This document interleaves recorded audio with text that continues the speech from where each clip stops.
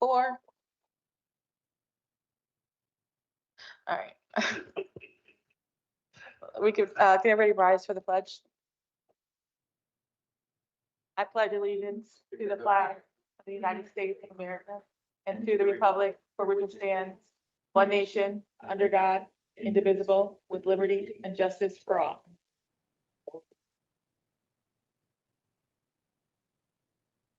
Ms. Estamar Jimenez, you do roll call? Sure. Mr. Benahan Grajales, Present. Ms. Burks Jennings, Present. Mr. Daniels.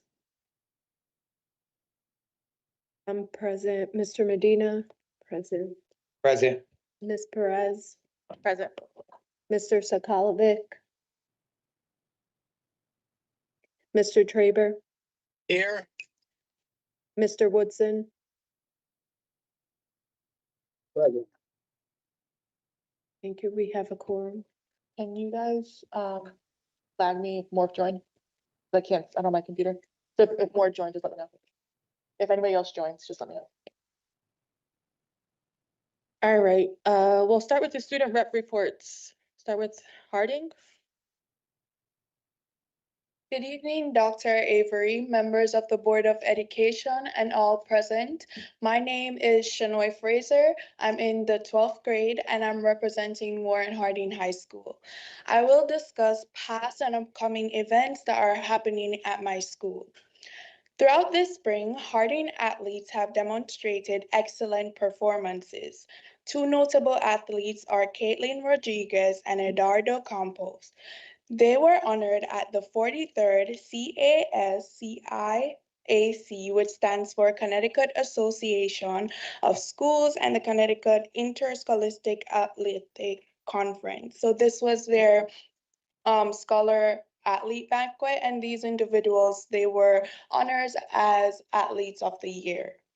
Not only have our students excelled in sports, but have contributed greatly to health studies. From April 28th to the 30th, the cohort of Harding's 2 CNA classes that comprises of 20 students in total took their state examination. Currently, 16 students are officially certified nursing assistants and can work in a variety of settings in Connecticut. The remaining 4 students either passed their written exam or skill practicals and are in the process of ensuring that they become certified as well. Therefore, the number of students who pass the state examination will increase.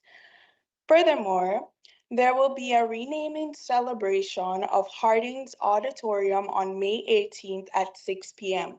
The new name will be La Chance du Bus Auditorium, which is a combination of the surname and first name of Jonathan Dubus Jr. and La Chance Sapp. Please contact Mr. Thompson for further information if you would like to be a part of this celebration. Subsequently, Harding seniors will have their senior trip on May 26th at High Meadow Day Camp, which is in North Granby. Students will participate in different outdoor activities, which will facilitate deeper bonds and school spirit as they conclude the final chapter of their high school journey. Moreover, students who are currently taking UConn ECE American Studies will visit Lewis Marine Elementary School on May 28. The aim of this field trip is to aid kindergarten students in developing their reading and comprehension skills. Additionally, on the same day, there will be an art show at Harding from 6 to 7:30 p.m. to honor our outstanding alumni who are contributing significantly to our community and the world at large. Finally, as we wrap up the school year, there are a couple end of year events that we'd hope for you to keep in mind. Harding's annual law and health fairs will be held on June 3rd and 4th, respectively. Our students and some other organizations will provide our school body with valuable information that you don't want to miss. I've come to the end of my report. Thank you. Thank you. Can you just repeat the date for the art show? Yeah. So the art show So the art show will be on May 28th, and it's from 6 o'clock to 7:30 PM. Thank you. Alrighty. Up for Central. Okay, good evening, members of the Board of Education and everyone in attendance today. My name is Christian Bika and I'm a 12th grader at the Magnet program of Central High School. I'm here tonight to provide an update on events and accomplishments that have been done or ongoing at Central. Recently, our Magnet open house was a success and it gave families and community members an opportunity to engage with students, staff, and school programs up close. The junior ring dance was also successfully held at Anthony's Ocean View in New Haven on April 30th. And our senior students are now looking forward to the respective prom, which will take place on May 29th at the Woodwinds in North Branford. Academically, students are currently in the second week of AP testing, which has been going very well. Teachers and students have both done an excellent job preparing throughout the school year. Students are also continuing to complete Reading Plus and NWEA Stay assessments as the year progresses. On May 1st, Central celebrated Senior Decision Day, and on May 21st, we'll have our Decision Day celebration where our seniors will publicly to the school community and proudly share their plans for college, career, military service, and other post-secondary pathways. In addition, we also celebrated Teacher Appreciation Week, and we did that with daily announcements, student-made videos and announcements, and staff recognitions to honor the wonderful dedication of our teachers. We are also proud to recognize twins Casey and Kelsey Ochoa, who were honored on May 4th at the AquaTurf in Southington as Central SEAC Scholar Athletes for their academic and athletic excellence. In addition, Oseen Williams was selected as Central High School's Barnum Festival Princess as part of the Barnum Festival Student Royalty Program. Four Central students also recently won awards of the Words on Wheels poetry competition, where Bridgeport students presented original and creative poetry pieces. Athletically, spring sports are entering their final weeks of competition, and each program is preparing Senior Day celebrations to recognize graduating athletes. Women's softball and boys volleyball continue to perform especially well this season. Central Magnet also recently recognized students who earned honor roll status consecutively during marking periods 1, 2, and 3 during the 2025-2026 school year. These students will be honored during the honor roll ceremony on May 26th. As the school year comes to a close, preparations are also underway for major end-of-year events, including National Honor Society inductions, the Central Senior Awards Ceremony, final exams, and our graduation, which is to be held on June 18th beginning at 8:30 a.m. Thank you for your time. Thank you. And thank you both for your consistency in coming every board meeting. And I know we have two left with you guys, so we look forward to the last two with you and look forward to hearing your decisions for next year. So thank you. All Madam Chair. right, yes.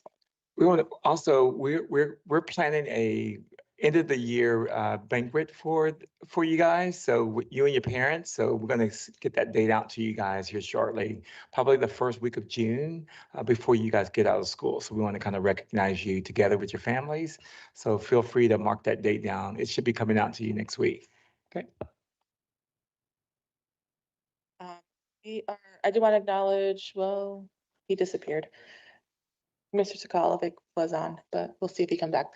All right, so we do not have anybody signed up for public comment, so we'll move on to the chairperson report. First want to start by thanking our teachers and nurses.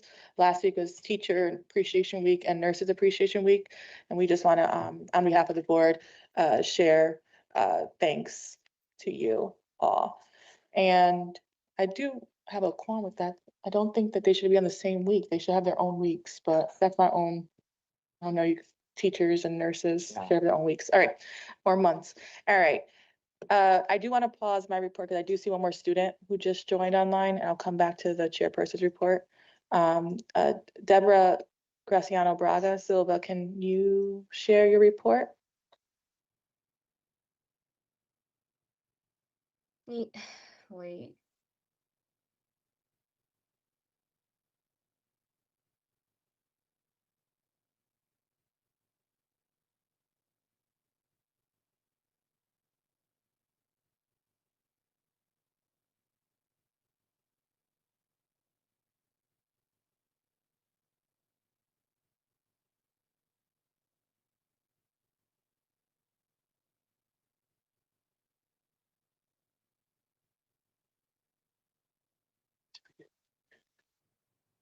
Do you want me to come back to you?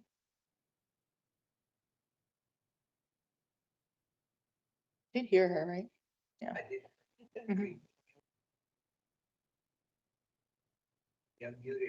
Yeah. Hey.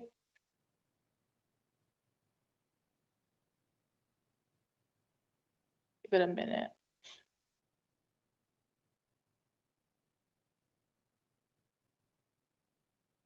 All right. Deborah, I'm gonna come back to you, but when you're ready, you can raise your hand and I'll stop what I'm doing for you, okay? You can't respond, but I hope you heard that. All right, so as part of the chairperson's report, I do want to update on the Board of Ed's progress to state intervention. Um, as of now, we do have the RFP out for the superintendent search firm. And that should be concluding this Friday. So board members, please be attentive to your emails. Once that closes, you will have to do your part in terms of grading or ranking the firms that come out. So please pay attention to your email. I will follow up with you this week. Um, as as well as I will be updating the state. They requested just updates on our goals that we created last year. We had 5 goals that we created last, I want to say May or June. And they just want updates to see our progress on those. And we have made significant progress as a board and with the superintendent's office. So I'll be sharing that with them and as well as you guys, where we are with those set of goals. Um, as of now, I don't have any more updates regarding that. If anybody has questions. Any questions? All right, Ms. Brooks Jennings. Thank you.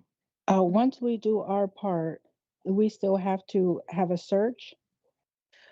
Um, we'll discuss it in our committee, more about that.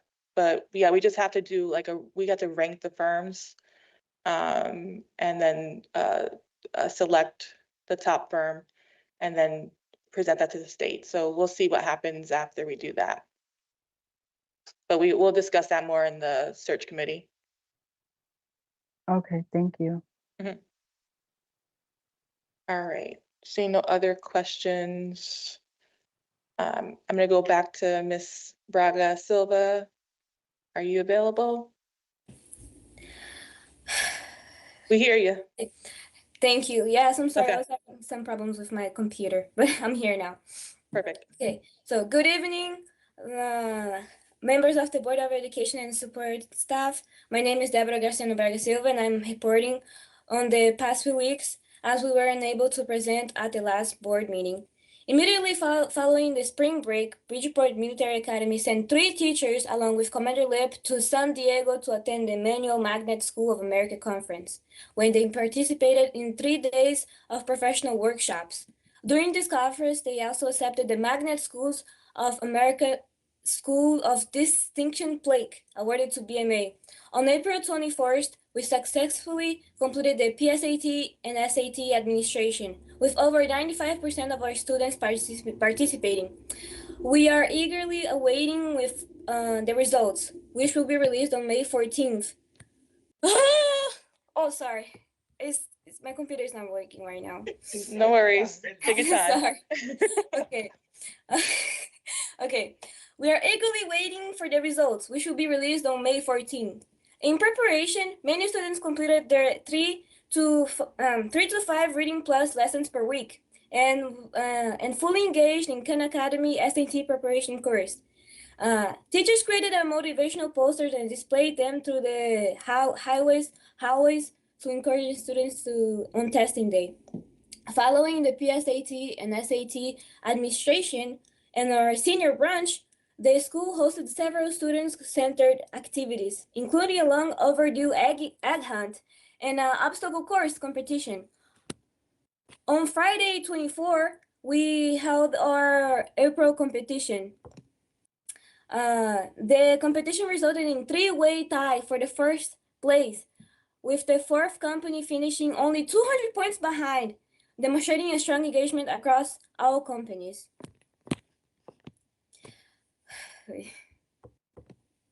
On May 1st, 40 students attended at matinee performance at the Westport Country Playhouse, followed by pizza, while another group of students participated in a community service at Amos House the same day. We also returned to wearing Navy uniform, marking an important transition to our cadets.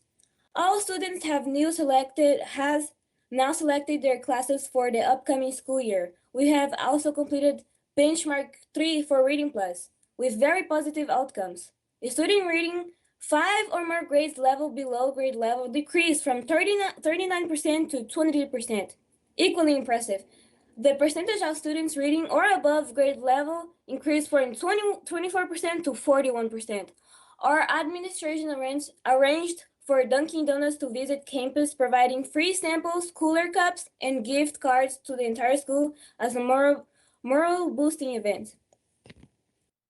On Tuesday, the day before prom, students participated in a peaceful Save a Life program held in our gym, allowing them to experience the stimulations of driving while distracted or under the influence.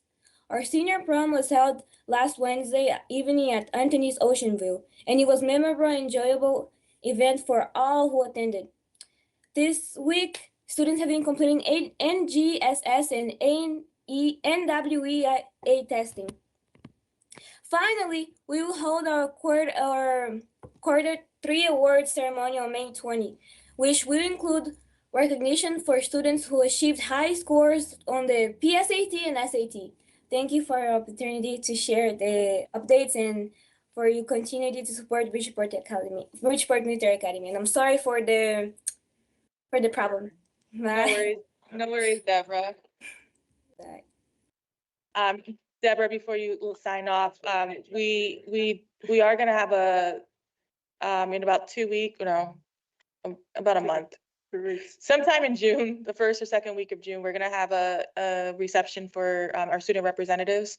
And and your parents, so we will, send that communication out to you, so you can come in person, and be recognized for all the hard work you've been doing, okay? Thank you for the opportunity. Hopefully I'll be All there. right. Thank you. Take care. All right, we're gonna move on to the committee reports. I'll start with the Operations Committee. We met last Wednesday and we discussed the current budget or the future budget, next year's budget. And we also had a discussion about the state allocation and the city allocation that's coming towards us. We have about 25 million coming in from the state and about 10 million coming in from the city. And we'll have more information about, how we're going to use that money in the upcoming operations meeting and probably sooner. Probably the next board meeting, we'll have more information about that. And so I know Dr. Avery and I and a few of the board members were able to join the city and state delegation today at a press conference announcing this achievement. And I just want to thank all the community members who really came out for us and advocated for this budget, our students who, their stories, were just amazing of what they did for us at the Capitol and at City Council. And so for those community partners who are with us today, thank you for coming out and supporting us, and the parents here, and our staff for just doing what you do all the time. So for Operations Committee, the next committee meeting is scheduled for the first week of June, the first Wednesday, and we may meet sooner, depending on what we were getting with the budget, okay? So June 3rd, thank you. I didn't have my calendar open. Thank you. So yeah, so if we need to meet sooner, I will get with an email to you, Joanne and Ritz on that. Any referrals for that committee? I have the referrals from last time that didn't make it to that. That it's still, I got those still. So, yeah, those are be for, they'll be on the next one. Any new referrals? Mr. Benham? Thank you, Ms. Perez. I want you to have in your community nutrition center. I like to get some information and Updates. update Mhm. what's going on in nutrition center. I will send you the details. Okay. And also, security. What's going on with security department, some details. I know someone that can come and, or you can search. Somebody contact about what's going on with security and all. Just a update on. Yeah, update. I will send you the details too. Thank you. All right, seeing no other referrals, Instruction and Support Services Committee, Mr. Traber. Yeah, I don't have anything new to report. We're meeting on the fourth Wednesday, which is the 27th. Primary topic will be, that's what, Any referrals? Any new referrals? Mr. Benham? Thank you. Mr. Trevor, I would like to get some information, what's going on with the PAC and PTSO budget update and yeah, when was that? you had mentioned that before. I'm sorry. That's I okay. didn't mean to say that wasn't on there. I just Don't worry, I was understand. referring to the major topic.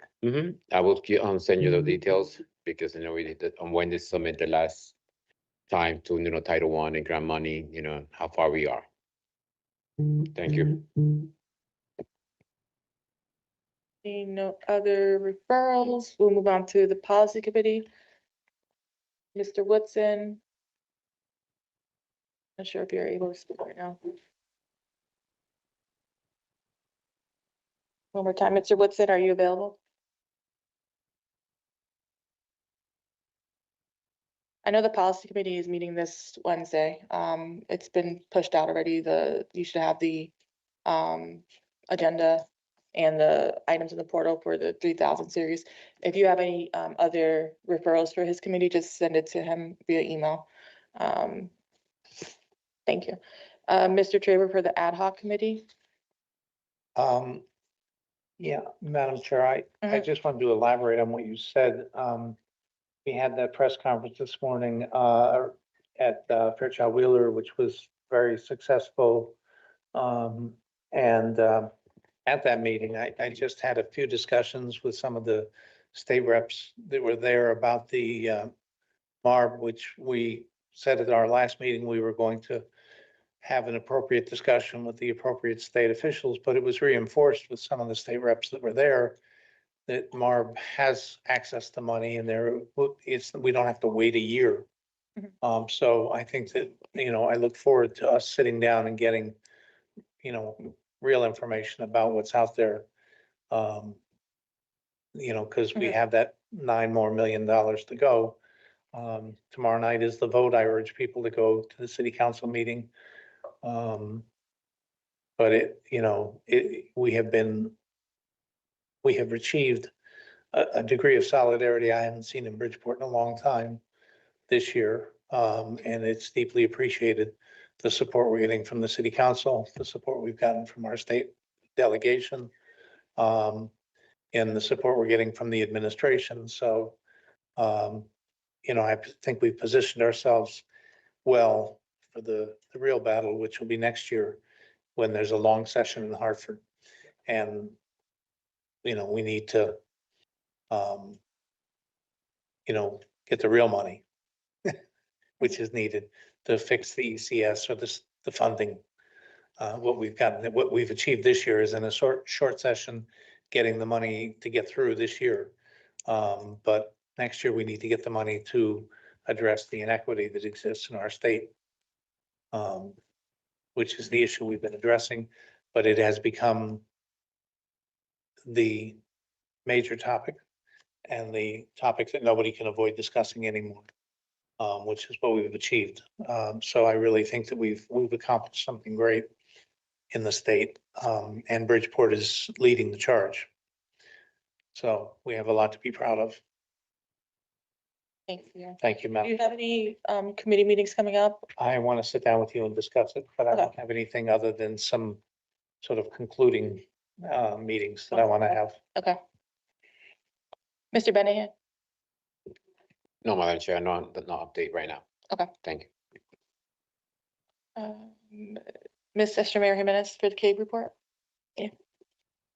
So, CABE will be hosting a legislative wrap-up tomorrow at 9 a.m. at the Legislative Office Building in Hartford in room 2A. And they're inviting everyone who wants to attend to register online. They're also, advertising as part of this finance webinar series that they've been doing since January, actually. This month, May 20th, they'll be having a webinar about auditing process that they're encouraging, new board members to attend. And that's again, May 20th at noon, and it's also free. They have a number of save the dates that they've been putting out there. So they're gonna be hosting on August 6th, the 16th annual Cape Summer Leadership Conference, November 19th, Delegate Assembly, in Groton, and then the Cape and Caps Convention, November 20th and 21st. And then, sorry, that wasn't the last one. The last piece is, new board member orientation and leadership conference that'll take place December 10th. Excuse me, December 10th. That's all. All righty, thank you. Okay. We're gonna move on to Dr. Avery's report. Superintendent report that I will be going through. Again, I want to reiterate some of the comments that were made earlier about the advocacy this year. I just really want to, put a big emphasis on the students. The students came out, they performed, they provided, accurate information, and they were on point. And I think they were part of the reason why we were so successful in our advocacy, because they led the charge. And so we want to thank you guys for, coming to support the district, although you're leaving. I think you said a legacy, so because we have historical amounts of money that was given to this district, and it was because of you guys. And so I wanted to acknowledge that publicly on behalf of myself and the Board of Education, Board of Education. We wanted to thank you, the community that stood with us. I think it was very important that, their voice was heard. We had a lot of opportunity for community members to join us in the effort. They did that. Our teachers, our administrators, my cabinet, I'm just heartfelt, always there whenever I ask to come out and do and advocate. They've done that. And again, I think even the board, I want to commend the board for, allow me to lead and be able to fight for the funds that this district so desperately needed. And yes, we've collected about $35 million on behalf of the district, but that still is not enough. We're about $10 million short. And I think it's time for us to, and it's not over yet. So we have City Council going to, validate what they're going to be providing the district tomorrow. We would love for the community to come out tomorrow at 7 o'clock, I think it is, at the city chambers for their vote. And again, making sure that we can thank them as well if they finalize that vote for tomorrow. But again, I just can't emphasize enough, what we're shooting for is a status quo budget.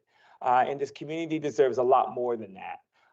And so in order for us to do anything additional for children of Bridgeport Public Schools, we're going to need those additional dollars. We talked about the MARB and being able to have access to that, but that's a whole process that we don't even know the necessary steps to get there. But I will be, researching that, figuring out what next steps we have to take to be part of that.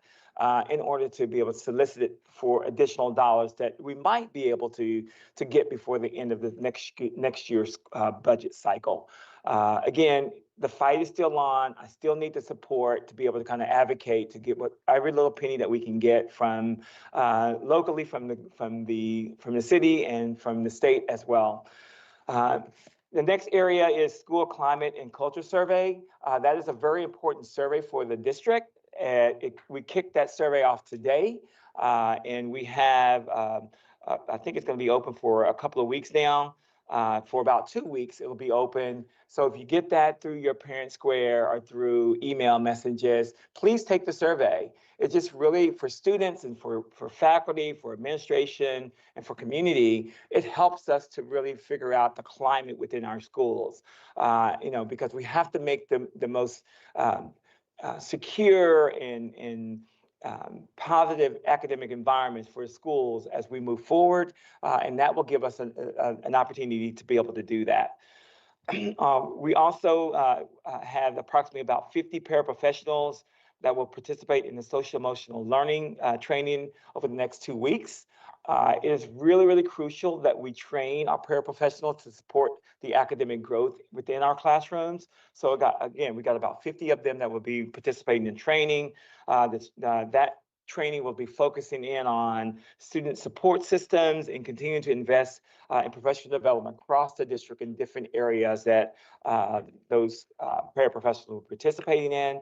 Also, for parents in the community, we have a parent workshop at CT State Housatonic Community College. Will be continued over the next 5 weeks. Every Wednesday, we have parent training. So parents, if you're interested, feel free to go to our website. There's a variety of different workshops that parents and guardians can participate in. So we really want to make sure that you have an opportunity to do that. I think August the 20th, there's a community event where we're recognizing community members, staff members for their dedication to this district. It's at 6 p.m. at Vazi's Four Seasons. We have tickets on sale. It's a fundraiser for the district so that we can, collect funds for scholarships for kids moving forward in our district. In addition to that, the Bridgeport Public Schools will host a community event May 20th. May 30th at 12 p.m. to 2 p.m. at Central High School. This is the resource fair that we give out, food and coats and things for our community. That event will be, again, May 30th at Central High School. And would love for you to come out, families to partake in the giveaways that we provide to you and all those good things. And at this point, Madam Chair, I'll take any questions or any referrals. Mr. Medina? 5:30 is the meeting tomorrow at the City Council chambers, 5:30. Any other questions? Seeing none, we'll move on. All right. Is there a motion to approve the consent agenda? Mr. Medina made the motion, a second by Mr. Traber. Any debate on it? All in favor, say aye. Aye. Any opposed? Any abstentions? Ayes have it. We'll move on to new business. We're gonna have a presentation by Bridgeport Caribe, the youth leader presentation from John Torres. Just click on the microphone. Thank you. Okay. Good evening, Board of Education members, Superintendent Dr. Avery, staff, and parents. Thank you for this opportunity to share a brief update on our partnership, a little bit of history of Caribe, but also our next steps as we look forward to the 26-27 school year. People often say that one person can spark something far greater than itself. For me and my brother, that person was our dad. When he passed in 2003, we honored his memory by starting a baseball league at Seaside Park in the same fields where we once played as kids, and our dad proudly coached us. What began as a heartfelt tribute with about 200 baseball players grew into something none of us at Bridgeport Caribe Youth Leaders affectionately known as Caribe, could ever imagine. We soon realized that the kids needed more than sports. They needed a pathway to success beyond high school. We quickly grew into a grassroots youth development organization that has impacted over 20,000 future leaders to date. In 2025 alone, we served nearly 3,000 youth, and 82% were Bridgeport Public School students. Today, we are serving 10% of the entire Bridgeport K-12 student population. Through our 23-year journey, we have been blessed with great partners like the Bridgeport Public Schools. And by the way, I just want to echo what has been said already, but congratulations for that additional funding, much needed, that it's been allocated to Bridgeport schools. And you have all proven when people come together for a common objective, great things happen. And you guys were all relentless. I know I was in the Capitol a couple of times and I witnessed it firsthand. So congratulations again. But this shows the power of working together, because for the past 6 years, we have served 9,000 Bridgeport Public School students through sports, education, and leadership programs. That's because just like you, we are committed to lifting young people higher. We believe that every dream is within reach, and we are a community that stands together like family. I'm a Bridgeport Public School student, and when I graduated from high school, I had no idea what came next. But I had my Aunt Audia, a teacher who changed everything. She spent countless hours walking me through the college process. And because of her, today, I am a college graduate because she invested in me. More than 40 years later, many of our students are facing that same uncertainty. They have the drive, talent, and potential, but they need someone to guide them, someone to believe in them, someone to open the door just a little wider. And that's exactly what we do at Caribe. We make one thing unmistakably clear to both our parents and our students. Graduating from high school is not a goal, it's an expectation. We surround our youth with role models, mentors, and the steady support they need to step confidently into their future, whether that's college, a vocational program, the workforce, or the military. And this approach works.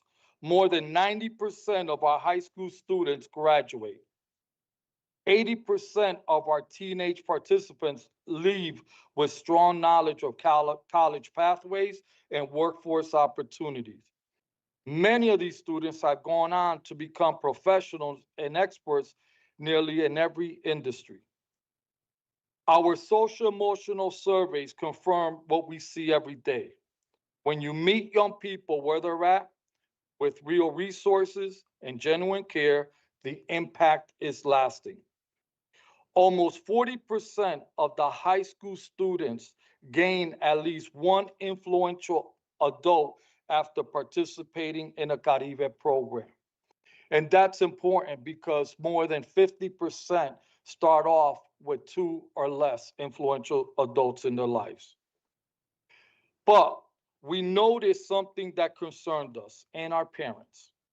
If our teens didn't choose the college path or the trades, most could only secure minimum wage jobs after graduation.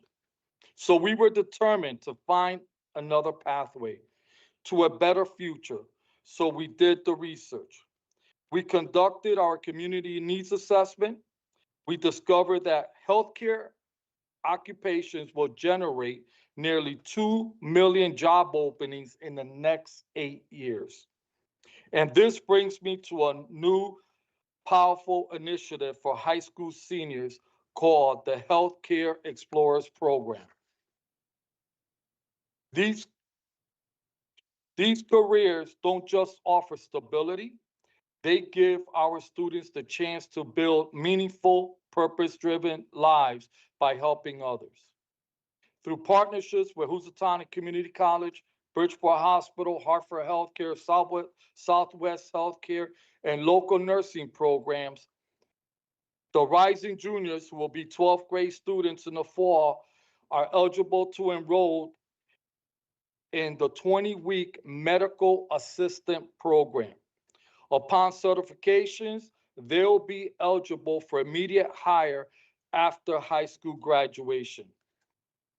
In Fairfield County, that means stepping into a career with an average salary of $45,000, a true living wage right out of high school. And our healthcare partners are eager to support our students' growth by offering tuition reimbursement and help them advance into higher level healthcare roles. But we're not stopping there. Our 10th and 11th graders will participate in the Health Ambassador Symposium. They will meet with professionals across multiple healthcare disciplines, shadow practitioners, engage in hands-on learning, and discover where their passions fit within this growing field. And this is only the beginning. We will expand to include certifications in pharmaceutical tech and community caseworkers. This will build a pipeline of opportunities for our students. Together, we are helping young people step into careers that change their lives, strengthen their families, and uplift our community. I trust you now understand the power of BPS and Caribe partnering and working together. And this collaboration isn't just meaningful, it's transformative. Together, we're building today's youth, tomorrow's leaders. Thank you.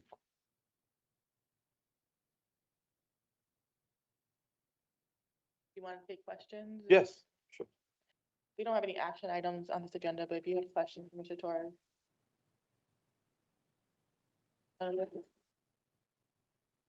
Else? All right, doesn't look like there's any questions right now, but All right. thank you for the presentation. I just want to say that it's been, we've had discussions already with the principals at all the high schools, and they are chomping at the bit. And so we're looking forward to making this happen, starting this fall. Thank you. Thank you for your. Madam Chair. Mr. Torres, I just wanted, publicly thank you for, always trying to make a connection, trying to make, opportunities for children in the district. And so I know you've done that for a while. We haven't really engaged a whole lot, but I think it's important as we start as a community partner. I think it's important that we stay connected. I'm always looking for better ways of being able to kind of do good things for kids, and athletics was a huge piece for me. I want to make sure that we can build upon that. So we have a long way to go with that. And so hopefully we will be able to have a deeper conversation in the future about what we can do, partnership together. Great. Whatever we can do, we'll be there to support. Thank you. Thank you. All right, the next item on your agenda, moving along, we're actually going to table item B for now. That's not ready for us, so if somebody could just motion it or table that, we can, yeah.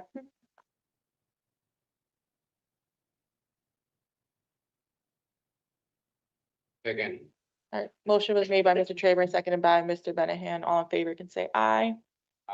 Any opposed? Any abstentions? Alrighty.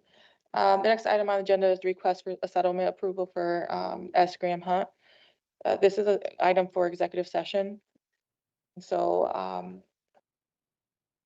if we go into executive session, we have an attorney online, Rebecca Goldberg, and I'm not sure, Mark, you're not attending that one, right? Mark is attending. Okay, so we do have we have an attorney online, and possibly Dr. Avery. Okay, and anybody else? Okay, so we have two folks joining the board. Anybody have a motion? Thank you. Okay. Yes, And possibly Dr. Avery. that's okay. That's okay. Oh, sounds like Daniel. Second by Mr. Medina. motion made by Mr. Traver, second by Mr. Medina. All in favor, say aye. Aye. Any opposed? Any abstentions? Mr. Woodson and Ms. Brooks Jenny, there's a separate link for this item. You can just join online via that link. All right, we're gonna go into executive session now. We can go back. Where we going? Madam Chair, Yes, where we going? the office.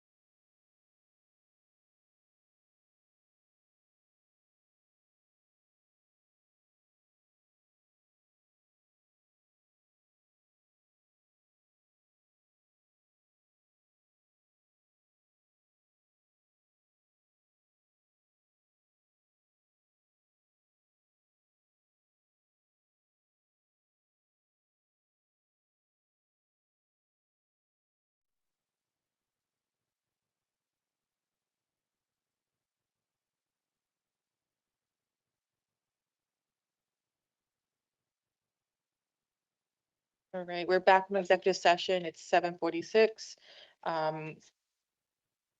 Ms. Sister Jimenez, you want to make a motion? Yes. I make a motion to approve and allow Dr. Avery to sign the settlement as discussed in executive session. Is there a second? Second by Mr. Traber. All in favor or any further debate? All in favor, say aye. Aye. Opposed? Any abstentions? All right, the ayes have it. Thank you, Ms. Goldberg. I think you're on. Yes.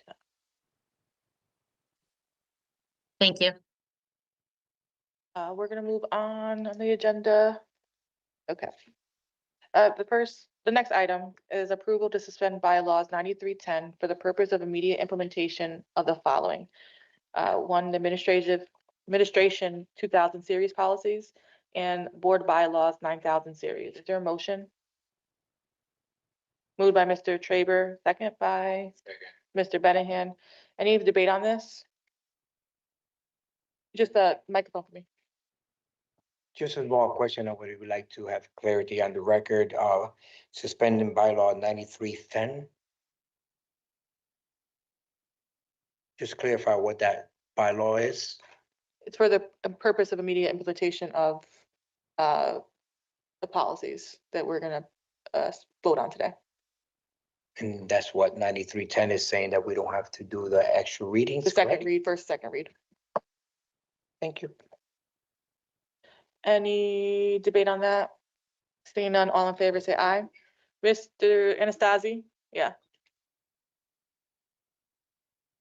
Hold on, pause. You have to step to the mic because they won't hear you online.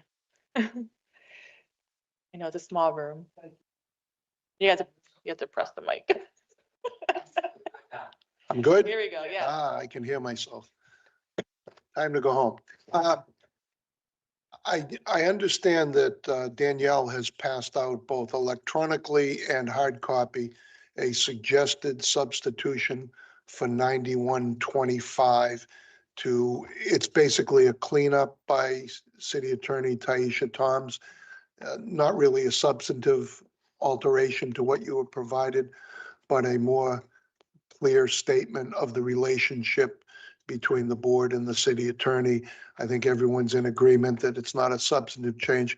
So if you're voting on the 9000 series, I would ask that you amend it by substitution to put in the new 9125 prior to vote. That's gonna be for the next item, yeah. Yeah, we haven't gotten there yet, but we will. Okay, But thank you. okay, thank you. That's the vote just to waive the bylaw Yes. in order to discuss this. Well, appreciate the correction, and my statement can be held in abeyance. Stay close. All right. All right. Alrighty, so Sure. there's been a motion and a second. Is there any further debate? All right, seeing none, all in favor, say aye. Any opposed? Any abstentions? The ayes have it. So we have suspended the bylaw for immediate implementation. So the next item on the agenda is approval of immediate implementation of the following bylaws or policies: administrative policy 2000 series and the board bylaws 9000 series. And since you're up here, we could jump to the 9000 quickly, just so he can speak to that. So Mr. Anastasi is presenting to us a cleaned up version of the 9125 policy. Again, this is simply a reordering and some wordsmithing. If you read through it, you'll see that it probably reads clearer, but doesn't change the substance of what you previously had. It's also consistent with the practice you've had recently, whereby the board, the superintendent, and the city attorney all collaborated for the retention of outside legal counsel. So assuming you agree with that, we would ask that before you vote on 9125, or before you vote on the 9000 series, you amend it by substitution of this new language for 9125. Thank you.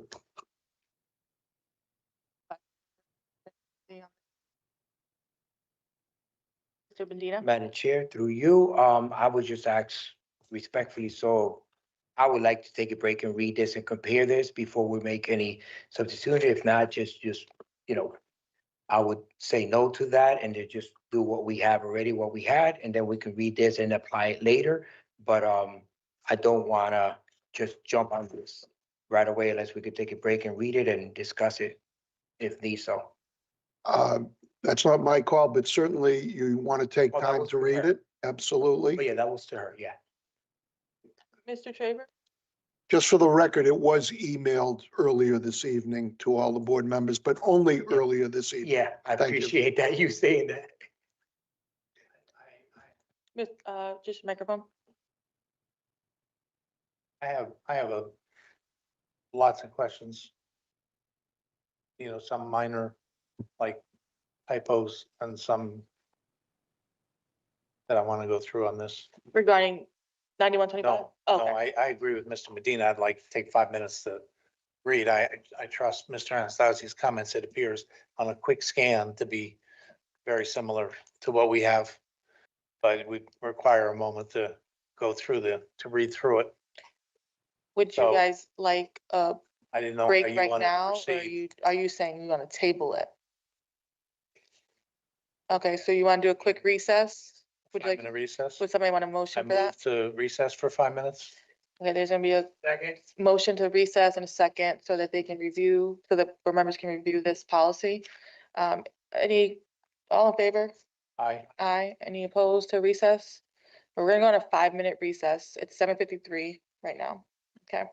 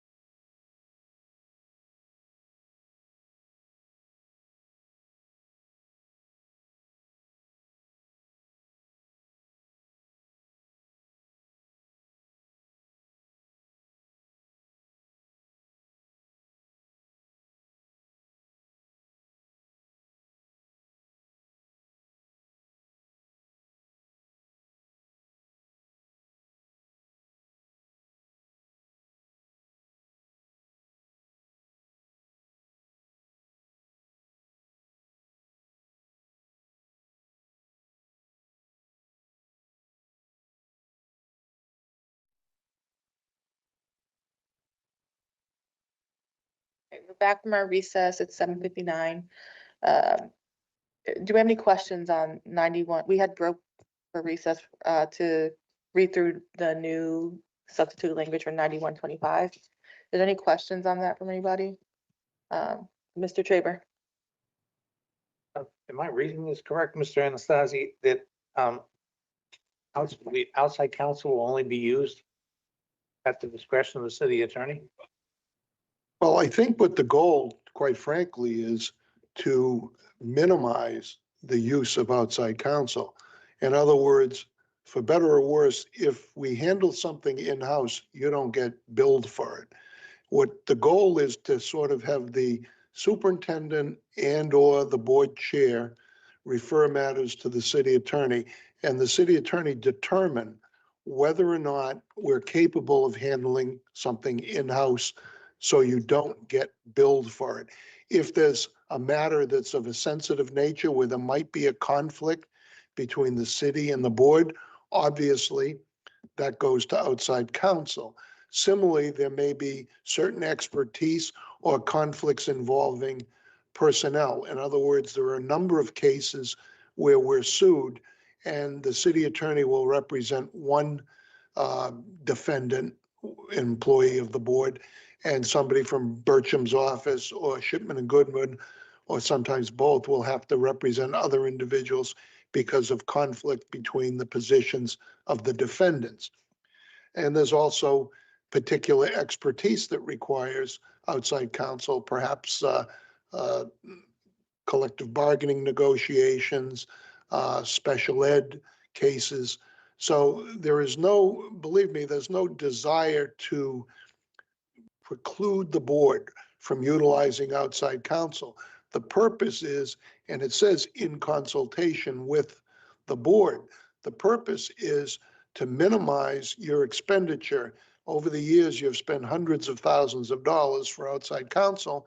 And if we can handle things, whether it's FOI matters, CHROs, contract reviews, legal advice, those types of things, we want to do that in order to save the board money. So this is not a effort to deny the board. As a matter of fact, as you know, in consultation and in connection with the city attorney, you have two firms on staff.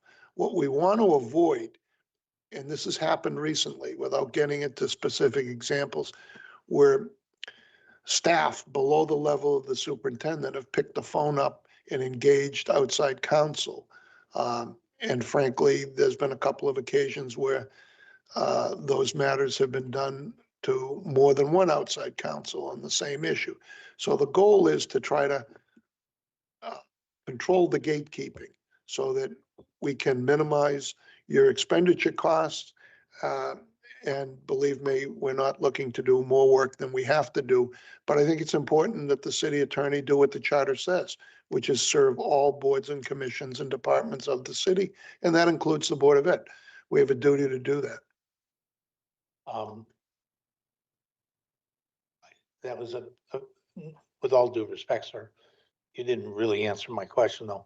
I want to go back to the question. Okay. We historically have had the independence to do what we wanted to do there. And I know that I've had these discussions politely with the city attorney about this historic difference. I don't disagree with that goal that you just stated. I strongly agree with it. We want to lower our outside legal costs. And it is a wise course to take advantage of the city attorney's office to do so. So I completely agree with 90% of what you did, what you just said. But this language would restrict our ability to make that decision ourselves, it seems to me, and that's my concern. We want to get there ourselves. And by agreeing to put this language into our bylaws, it would now take away our right to get there ourselves. And that's my concern. Well, without getting into a lengthy legal debate, if you read the charter, chapter 7, section 4, it expressly says that no one other than the city attorney can retain outside legal counsel. However, what the city attorney always does with boards that have their own funding, WPCA, Board of Ed, we're never going to retain outside counsel for you where you are paying the bill that you don't agree with. And so what has happened is historically over the last decade, decade and a half, we've hired outside firms to be available to the board. If there's an occasion where the board feels there's something the city attorney's working on that they want an independent opinion, no one's going to deny that. It's your money and you want to spend it, but you have to do the retention through the city attorney by charter. And that's what the contract says. And that's frankly what the bylaw says. Well, I was struck by the very first line myself, the specificity that you put in there. Without knowing exactly what the city charter said, that you know, our language had a general referral to the city charter. You made specific referral to the city charter. Yeah. And I wondered exactly what that specific language said. Punch it up if you want. Since I'll read it to since you. I don't have it for me. But I suspected it said something that you wanted to make sure was referred to in there, specifically, but the reality is it's more than a decade, that the Board of Ed has used outside counsel since I can remember, you know, grievances, arbitrations and negotiations with Durant and Houston, going back several decades. And You're right. It's been You're going correct. on for as far back as I can think. And so it's not new. I don't know when it started, but that degree of independence has existed for a long time. And we want to curtail it ourselves. I again, don't disagree with the underlying premise that you proffered a moment ago, that we shouldn't be wasting money on outside counsel. And Lord knows we shouldn't have staff making calls to counsel, when it's not necessary. But you know, we should also not have the city attorney be a gatekeeper for us. If we choose as a board, either through the chair or the superintendent, to use Bertram Moses or Shipman, having just gone through the search process for a particular problem. And so I guess that's where, you know, I think that we need to get to that point, and I'd like to get to that point on our own and not see it put into the bylaws. Well, the first thing I would say is you are absolutely correct that the use of outside counsel goes back more than a decade and a half. What I was referencing is if you go back about a decade and a half, it's when the city attorney in conjunction with the board went out collectively and solicited offers from outside firms and interviewed and retained outside firms. That goes back about 15 years, if I recall correctly. I'm trying to get into the charter and unfortunately, it's getting me into the ordinances, but not the charter of the city. And that's unfortunate because I've never had this problem. Give me 1 minute.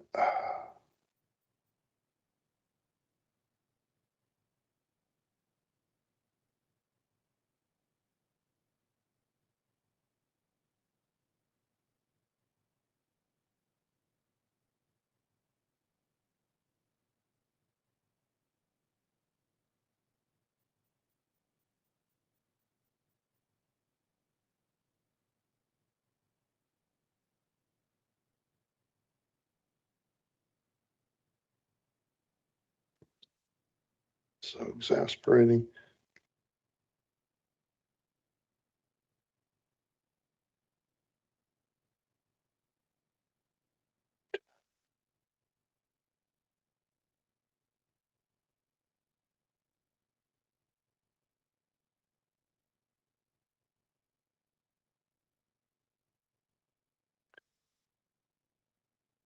Can I just speak to, I do think that the fourth paragraph down talks to, or speaks to the fact that we can still seek, you know, legal counsel if we need to, and in consultation with the city attorney's office. So it's not limiting us necessarily just to the city attorney. I disagree. I think that third paragraph very much says that it goes to the city attorney. Mr. Medina? Since he's looking at, we're Yeah, having that that we can discussion continue, together, yeah. that's where it brought my highlight. It says, the Bridgeport Board of Education acting through the city attorney. That's where I had to highlight myself, because it's saying that we're acting on behalf of her, through her, like if we're asking, permission to do so, to serve, you know. But then on the second, the next paragraph, when it says, when a conflict or interest exists, specialized outside legal expertise is required, or the city attorney determines in their professional judgment that doing so is in the best interest of the district. Well, if we see it fit or the superintendent sees it fit, I think we should be allowed, and it just seems like It Mr. says in Tabor consultation, says, though. Hmm? Finish that, it says in consultation with the board. yeah, this one is in consultation with the board. Mhm. That's after. So before that, the acting through the city attorney, we should be able to act on our own behalf. We shouldn't have to act on through meaning with permission of the city attorney. That's where it draw highlight. So that's why I Mr. wanted to Anastasi? find out. Mr. Anastasi? Well, I was able to get the charter up. I apologize for the delay. And chapter 7, section 4 of the charter says, the office of the city attorney shall be the legal counsel to the city council, the Board of Education, and every board, commission, department, and officer of the city, and shall represent the city in the prosecution and defense of all civil actions. When the interests of the city require, the city attorney shall engage any necessary outside counsel, experts, or assistance, provided that funds are available for such purpose. If a conflict exists or rather arises between different boards, commissions, departments, officers, or between any of them and the city council or with the Board of Education, the city attorney shall assign different attorneys within the law department to represent each said governmental body in conflict, and said attorney shall represent them in the manner required by all rules of professional conduct of attorneys, unless the city attorney determines that the only manner in which a conflict can be avoided is by retention of private counsel for one or more of such governmental bodies, in which case the city attorney shall select said counsel. Except as otherwise expressly provided by law, no board, commission, officer, or department of the city shall retain legal counsel to represent it in any matter without the approval of the city attorney. So essentially, what this does is reflect the city attorney's authority under the charter to provide legal services or to engage outside counsel in consultation with a board or commission or body such as the Board of Ed that requires it and wants it. And it's your funding, so we don't spend it without you. That's what the charter says, and that's what this says. And I don't think there's ever been a problem, except we have to state the law properly, and that's what this does. And I don't think there's been any dispute over the years between the board and the commission, but I will say that the bylaw as drafted prior to this was not explicitly clear on this point. So I would respectfully suggest that what governs is the charter, not the bylaw, but the bylaw needs to be consistent with the charter. Thank you. I have Mr. a Chairman, follow-up question go then. Are you asserting that a past practice is being revoked, or are you just asserting that the past practice will continue? I don't think we're changing past practice. I think That's we're why I'm adhering to asking. past practice. But I think what we're doing is making sure that the document reflects both the charter and frankly, the past practice, because the past practice that I'm aware of is that the city attorney has if they have the in-house capacity, provides the services to the board. There's been some leakage there in terms of, as I said, people other than the superintendent or other than the board chair seeking because it's available. But with all due respect, when somebody picks the phone up and calls one of your outside attorneys, I hate to tell you how much you're paying for that phone call. And if that can save money to the budget, so be it. If it's something we can't handle or can't handle it to your satisfaction or quick enough, by all means, it's your money. But the goal is to make sure that there is this gatekeeper in both the city attorney and the board. The gatekeeper for the board is by restricting to the superintendent or the chair as the person who says, we need legal services, and talks to the city attorney, and the city attorney says, we'll handle it, or we're going to send this one to Bertram's office because it involves litigation, or we're going to send it to Shipman's office because it involves this. I don't think there's ever been a dispute over the years about that. It's just a matter of the paperwork reflecting. And again, let me repeat, because I want to be clear, the superintendent can affirm that when he became superintendent, the first thing I told him is call the city attorney, it's free. Well, Correct? I'm not, I don't listen, disagree I with you. appreciate that. Listen, It's more but- work, but it's, I won't say it's God's work, but it's work that needs to be done to No, try no, to. but I also am, just don't want to see that past practice changed. I want us to be good. I think you'll be pleased with the allotment and allocation of the work, to be honest with you. It's very rare that government employees look for more work. Usually we look to avoid work.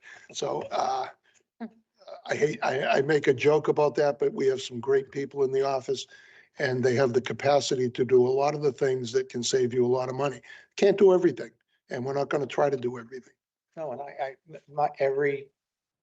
my experience with the city attorney's office has been nothing but good. I have no complaints. I'm not making any complaint by asking what I'm asking. I just want to make sure that we retain our independence in regard to making our own decisions and hopefully making our decisions to be good and frugal with the public's money and trust. So I'm done, Madam Chair. Mr. Medina? Thank you, Madam Chair. I would like to make a motion to table this amendment. Respectfully so that way we can have the other board members take a look at this and, collaborate with us. I do have some Sorry, what other board members? other board members. We have people that Oh, are they're absent. online? They're online. Oh, they're all here? Oh, they didn't look up to say that. That's Great, their problem. not a problem. So that's why I would like. second that motion. No, there's a- Okay, so there's a motion made to table 9125. The amendment. As the amended, the one that's brought before us as amended. And there's been a second, seeing that. I heard that. And so we'll take a vote on tabling the item. All in favor to table, you can say aye. If you're online, you have to say your vote, please. Joseph Calavic, aye. If you're, okay, I heard, any opposed? I'm opposing it. Anybody else oppose it? I'm Andre Whitson, I'm opposed. Oppose, any abstentions? Want a roll call? All Jawan right. Burks Jennings, I abstain. Okay, so there's gonna be a roll call, yeah. Okay, the motion is to table, the amended, 9125. Thank you. Mr. Benahan Grajales? No. Miss Joanne, Brooks Jennings? I abstain. I oppose. Mr. Medina, Yes. Yes, Miss Perez, no, Mr. Sakalovic, Yes. Mr. Traber, Mr. Woodson, No. okay, that is 4 nays, 2 yeses and 1 abstain. I think it was 5 nays. If 1, they, 2, 3, 4, 5. Those 5. Albert, oh, yeah. Albert, I Yeah. didn't count Albert because you're all the way at the top of the list. I'm sorry. 5 So no. it's 5. Okay. So the motion fails. That motion fails. Mr. Medina? Well, I would like to suggest an amendment to this where the line says the Bridgeport Board of Education, in the second paragraph, if I may, for our friends behind me, the Bridgeport Board of Education, it says acting through the city attorney. I would recommend that it will say with consultation of the city attorney. And on the third paragraph where it says in consultation with the board, I would suggest with consultation of the board and board vote.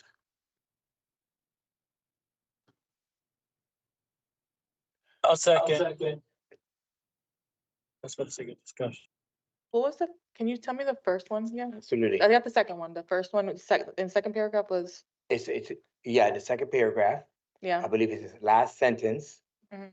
Says the Bridgeport Board of see it. Education, comma, acting through the city attorney. My recommendation is with consultation of the city attorney.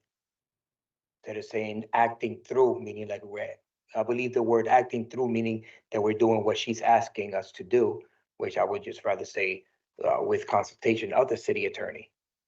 Maybe it would be best, Madam Chair, if we discuss each one separately. Okay. I think the reason that it has to say acting through is because, as I just read the charter, only the city attorney has the legal authority to retain outside counsel. So in consultation with would mean that you have the authority after consulting with the entity, which is the city attorney, who has the legal authority under the charter to do the hiring. So what we're saying I'm here sorry, you is, said to do the hiring of, meaning the hiring of another attorney, Okay. correct? Just want to be sure. Yep. I just- what it says, may appoint one or more attorneys on either a full-time or retainer basis. That's why if you notice, the contracts that have been signed with outside counsel are signed not only by the board chair, but also by the city attorney, because that retains the city attorney's authority to approve those hires.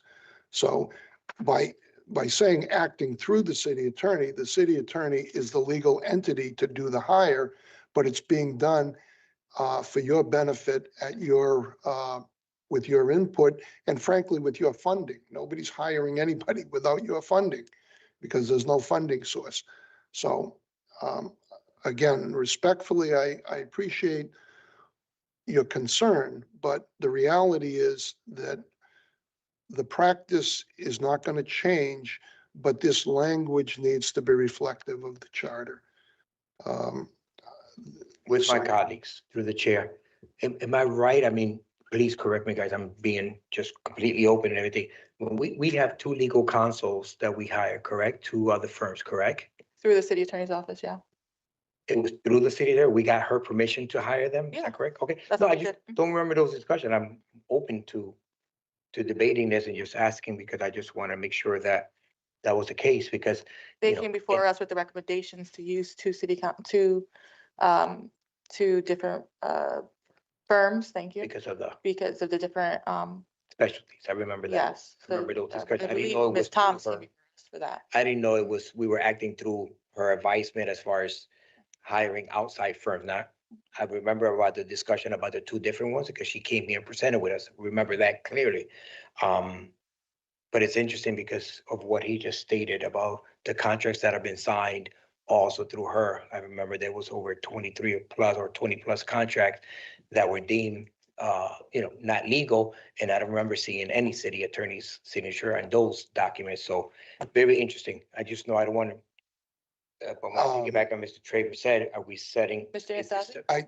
I just, without belaboring that unfortunate past history, I would say had those been submitted to the city attorney, they may have been handled differently. That's what I will say I there. hear you. As far as the retention Appreciate that. of outside counsel, I would also remind you that just like with the WPCA board, where we do the same thing, because they're a separately funded entity through their sewer user fee, the board and the superintendent participate in the selection process.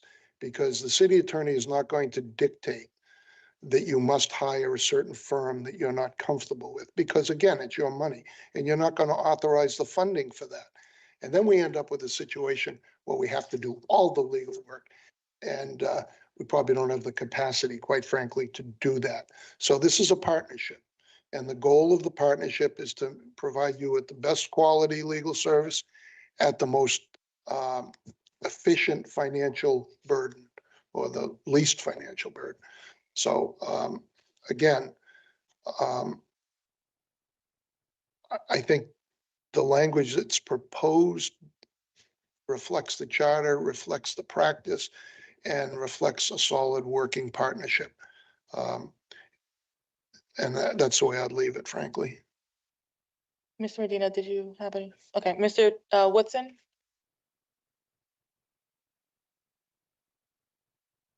No comment, I'm sorry. Okay, and then Mr. Sakalovic? Yeah, a couple of things. Obviously phoning it in today.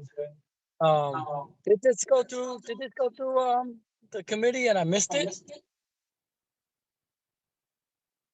I did not submit this to the committee. I believe it was submitted directly to the board as an amendment, which I believe is an And appropriate. why is that? Because it's usually more thoroughly vetted at the committee level and these discussions I had. I'll be honest with you. I think it's because the city attorney provided some input when it was brought to her attention, and I think it was good input and good wordsmithing. And again, I don't think it's changing the substance of anything. It's Right, yeah, but that's not really, I'm sorry. That's not really my point at this point in time. Is there anything in this that's really so time sensitive that it needs to be changed immediately without a thorough vetting? Because I get well, nervous when we don't. I think have the a- answer would be that it's not prudent to adopt something that's not proper. And the language that's unamended, that's in the document that was passed out, is not proper. So I guess the best thing to do would be to adopt the amendment. If you're unwilling to do that, then you'd have to adopt the Series 9000 without 9125. Right. Right. I mean, that's the only other potential solution. But again, if for some reason it's determined later that you want to make further changes to 9125, as long as they're legal and in compliance with the charter, that's one thing. But the language that is in the document unamended is not proper. Right, yeah, and I'm not prepared to argue that right now. That's why I would suggest that we take the second part. The second part would be better. But before we move on, I would like to ask a couple more questions. You pointed out the language in the charter when Mr. Traber asked. That is the new charter, the new language added just recently where the Board of Education language never existed before, correct? I think you're correct. And that is a clarification to reflect the reality in the state statute as well. Yes. Right. So up until that point, it's been a vague thing and a point of contention that at least there was been some friction back and forth a little bit over the validity of the city attorney having to do it, but it's never really amounted to much. And okay, now another question. Does this allow you to hire a staff attorney in charge of the Board of Education? Because that was something that was floated around and I came across to my attention that there was a job that went out to hire an attorney on the board's behalf. I think there's two provisions, I think, that preclude that from ever happening. The first is in the amended language where it says the Bridgeport Board of Education, this is the second paragraph, the last sentence, acting through the city attorney may appoint one or more attorneys on either a full-time or retainer basis to serve the board. So nobody can be appointed on a full-time or retainer basis to serve the board without your approval. Secondly, nobody can expend your money without your approval. You fund the outside counsel. You do not fund the city attorney. I think what the city attorney may have explored, and it may get explored again with the board over time, is that there may come some point where you determine that you do want to have a dedicated city attorney or associate city attorney working with you. I don't think that's in the cards at the moment.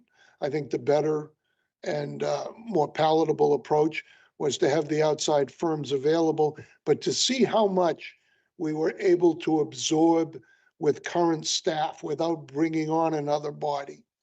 We have people in the office, obviously, that do contract work. We have people that do CHRO labor work. We have people that do personal injury work. We have people that do drafting and other stuff, such as what I'm doing here tonight. So that's all on a non-billed basis. So nobody can spend your money, just like nobody can, when we do work for the WPCA, they approve the funding for outside counsel. Right, okay, now, I think this is probably the final question. Gonna run a little scenario. Say the city, and I'm not saying it's gonna happen, like, say there's a large disagreement in allocations of either the pension or the healthcare costs, or whatever joint expenditures the city and the board has, and it's really a larger amount or some other potential violation of state statute where it comes in, that it involves the Board of Education, and the Board of Education literally has to sue the Bridgeport Board of Education, the city, or vice versa. How can the city attorney's office maintain neutrality when they got the right to refuse us? It appears the right to refuse us for even seeking city council, because you're the ultimate arbiters if we got permission to go out to the city council to Well, number one, I think that's addressed in the charter, and number two, that's actually experienced in the past vis-a-vis the city council. There were a couple of occasions over the years where the city council sought to obtain an independent legal opinion on a contract and another dispute matter with the city. And what we did was, in consultation with the council president, we hired an outside firm that the council president selected and was comfortable with. The language in the charter contemplates that, where it says, if there is a conflict of interest, the city attorney can appoint separate attorneys in the staff, yes, but then it goes on to say, blah, blah, blah, except unless the city attorney determines that the only manner in which a conflict can be avoided is by retention of private legal counsel for one or more of such governmental bodies. And quite frankly, I think we can all agree that a situation where the board votes to sue the city would be one such example. I can also think back to years ago, the Board of Police Commissioners sued the Civil Service Commission. The city attorney's office represented the Civil Service Board of Police Commissioners rather, and the Civil Service Commission had outside counsel. Those are the types of conflicts where you're in direct litigation involving powers and dispute over power and authority, where you would need outside counsel to represent one or both entities. I'd like to think it's only one, but it could be both. So, and the canons of professional conduct would require that, quite frankly. So I don't think I agree with you, and hopefully I'm correct, or we're both correct, that scenario is very unlikely to arise. But if it does, nobody, because of the reality and the perception of a conflict, is going to attempt to deny the board independent legal representation. Thank you, that's all I got for now. Thank you. Any further questions on 9125? If there's none, I would respectfully suggest or request rather that you make a motion to amend by substitution of this language. Moved by Mr. Traver, is there a second? Mr. Benahan seconds Well, that. point of order for for 1 second. I believe, the last motion was not disposed of. I didn't hear what you said. Say that again. I don't think the last motion was disposal. What last motion? Willie's amendment. I know this was second and we were discussing. There wasn't a proper who seconded it? I did. Was there, did you get that second? I didn't hear a second. Cause to miss,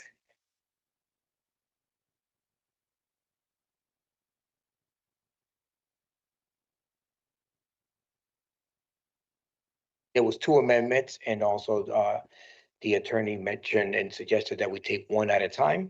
So there was So- two amendments there was the First Amendment we voted no on. that And then was the second one that you combined the two.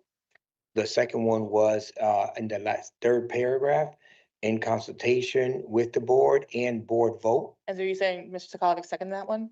It was a motion that I made, but my motion to amend was those two. Yeah, Together and as was a there a whole. second, you're saying?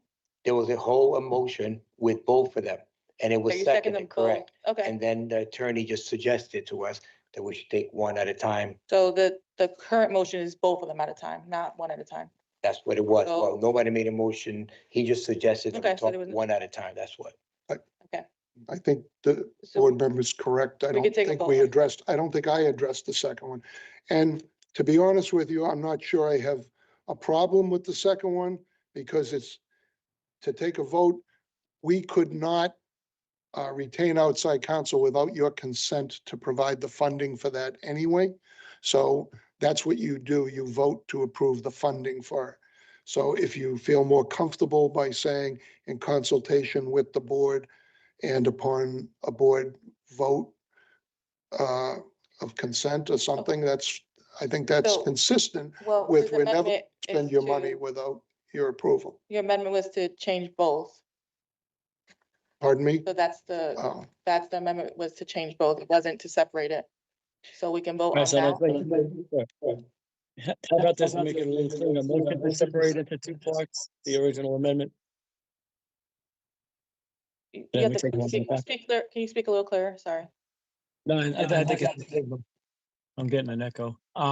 Yeah, I just made a motion to amend the amendment by separating it into two parts. This way we could dispose with part A and then part B separately.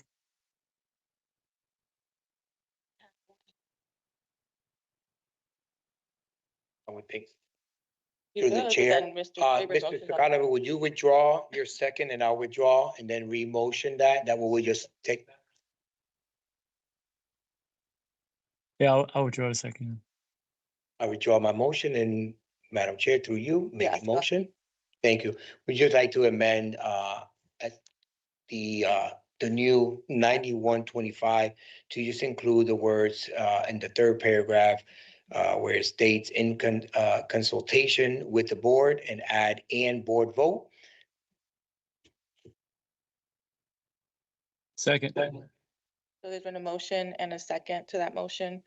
I think for the sake of, the vote, we'll do a roll call. if I could just offer a request, one amendment, friendly amendment to your suggestion.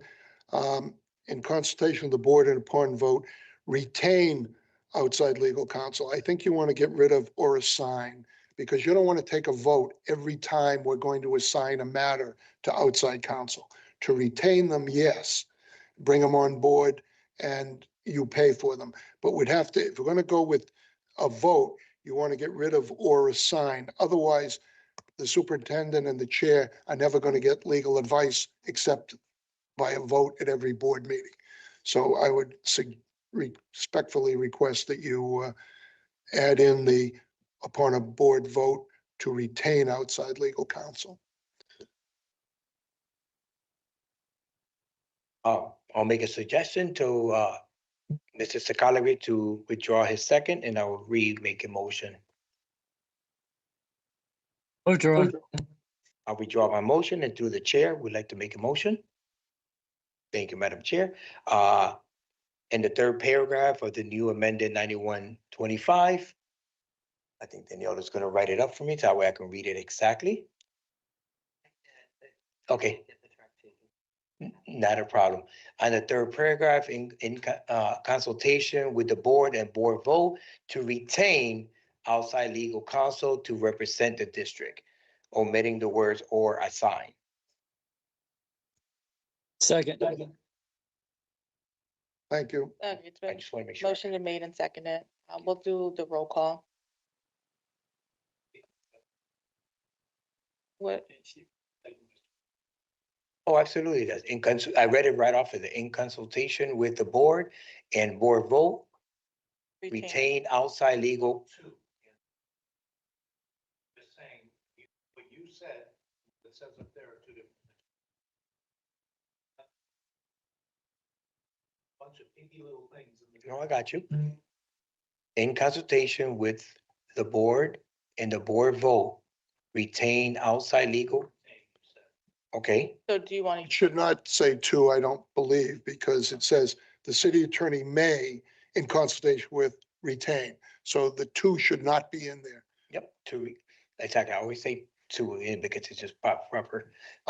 Retain outside legal counsel to represent the district, as stated in the amendment on the screen.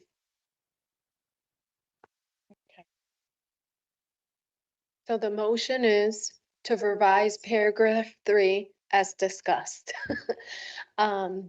So, roll call, Mr. Albert Benahan Grajales. Okay, Ms. Burks Jennings, I abstain.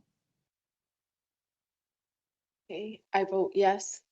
Mr. Medina, Yes, Ms. Perez, no?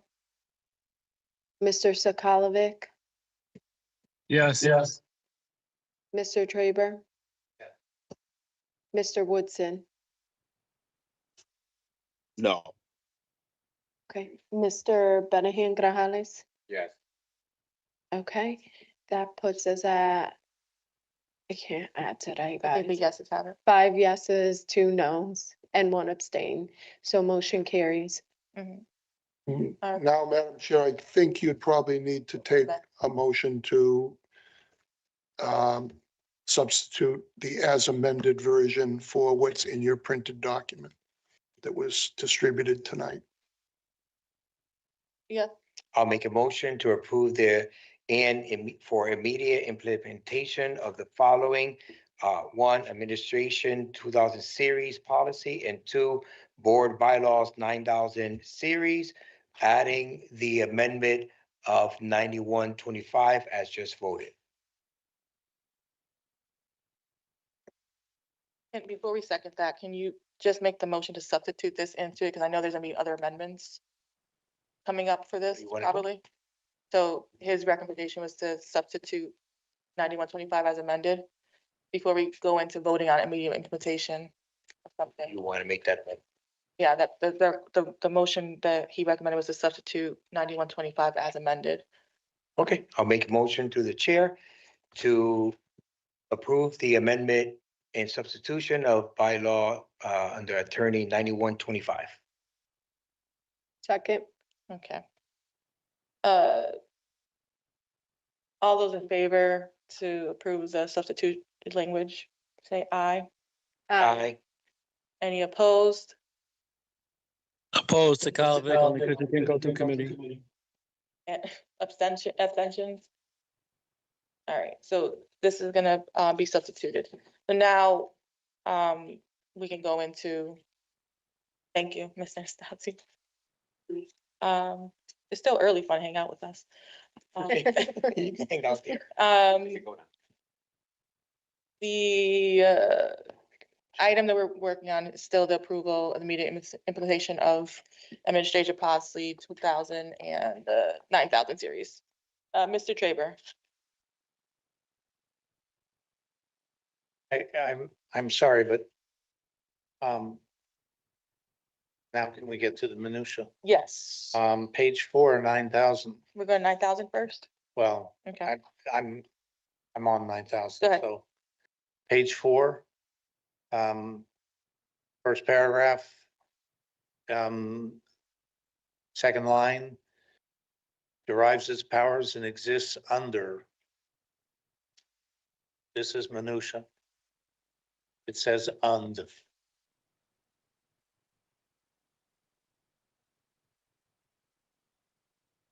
Okay. So this is just typos, so This we're is a adjusting. typo, Danielle. Okay,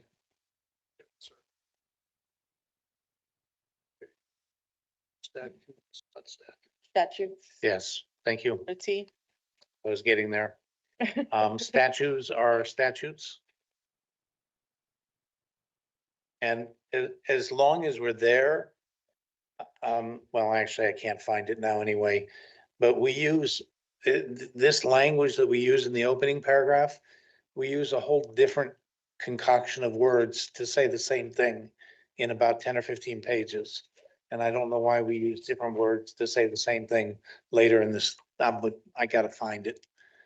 We've mixed up those words differently, but we make reference here to the Constitution and general statutes of the state of Connecticut and the regulations of the Connecticut State Department of Ed. Only later in the bylaws, we make reference to the city charter too. Which it seems to me if we're going to use that collection of references, we should use them consistently throughout the bylaws. So adding in the city charter and. Well, and use them in the same order. We sort of remix them. It's like we threw them up in the air and mixed them together and threw in the city charter too. But we should use that same, but I'll get to it. I'll find it when I go through it. In page 7, subsection 1, it says board members' primary responsibility. Well, no, it's a board member's primary responsibility. You got to put the word "a" at the beginning of that paragraph. And then in the last sentence, Okay. as an individual, they can't be board members. Then it's got to be a board member. A board member's legal authority exists. And then the end of that sentence, at such time the board is in session. I think it means to say something like at such time as when the board is in session, or at such time as when, it's just needs to be coherent. As such time as when the board is in session, or as such time as when the board, I don't know any other way to say it. So I think it needs to say, members of legal authority exists when the board is in session is the simplest thing. Only when the board is in session, I think is what we mean to say there.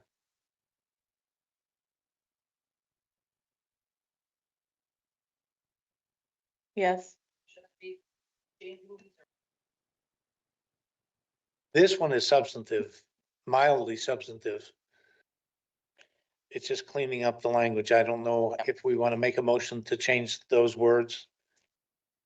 Well, and that would require a motion, yes. Madam Chair, do you want to? I think the small changes, the grammatical changes are okay. It's a really tiny change, but this is We're pretending versus the language different. changing the singular to plural or plural to singular or adding a couple of letters or changing statute to statutes. This is actually something Fine. substantive, but Adding in the as an spelling individual, a board member's legal authority exists only when the board is in session. Does that work? I'm fine with that. Anybody else? We can add it in and then if you have a issue, we can not. May I have vote. my hand, may I have my hands up and I think I Oh, got something. Go ahead. If you can see me, I don't know. Yeah, like Rob's suggestion, I don't think it goes far enough though, because the board is in session most of the year. And if you think of it like while the legislator is in session, you're talking about the whole entire time that it's in session. I think it should be more like at a properly called meeting or some such language like that. Because our authority only exists like right now until this Okay, meeting is adjourned, so, then we lose the okay, authority. so thank you. Can I suggest perhaps then that we say only when the board is meeting? Mm-mm. No, Okay, I don't think so. Hmm. Mr. Anastasi.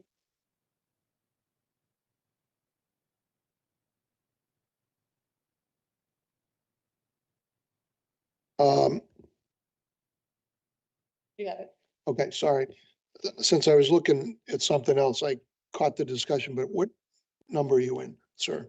Page 7. Okay.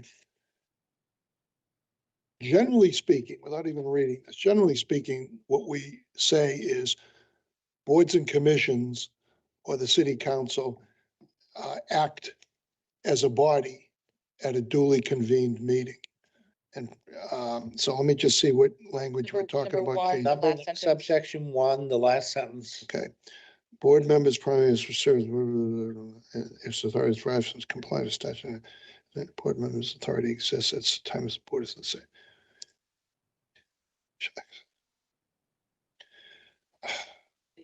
I would, And you yeah, I say don't, at such time, I thought, I could be wrong, but I thought the old bylaws said that the board acts as a, collectively as a body at a duly convened meeting.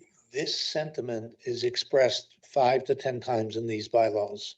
So I'm not overly worried. I just think that this grammatically needs to be cleaned up, and that's all. So I don't care how we say it, it's expressed. he's just over- saying that grammatically it doesn't make sense to him, but I see it different. I get the meaning of it, but I don't know. I get what it wants to say. I'm just saying it's gotta be. And I mean, I think we all are saying the same thing, which is individual board members have no individual authority. They act as a body at a duly convened meeting, period. And that's the way I would have said it, but I'm assuming these came from CABE These or are model something. policies from CABE. So, you know,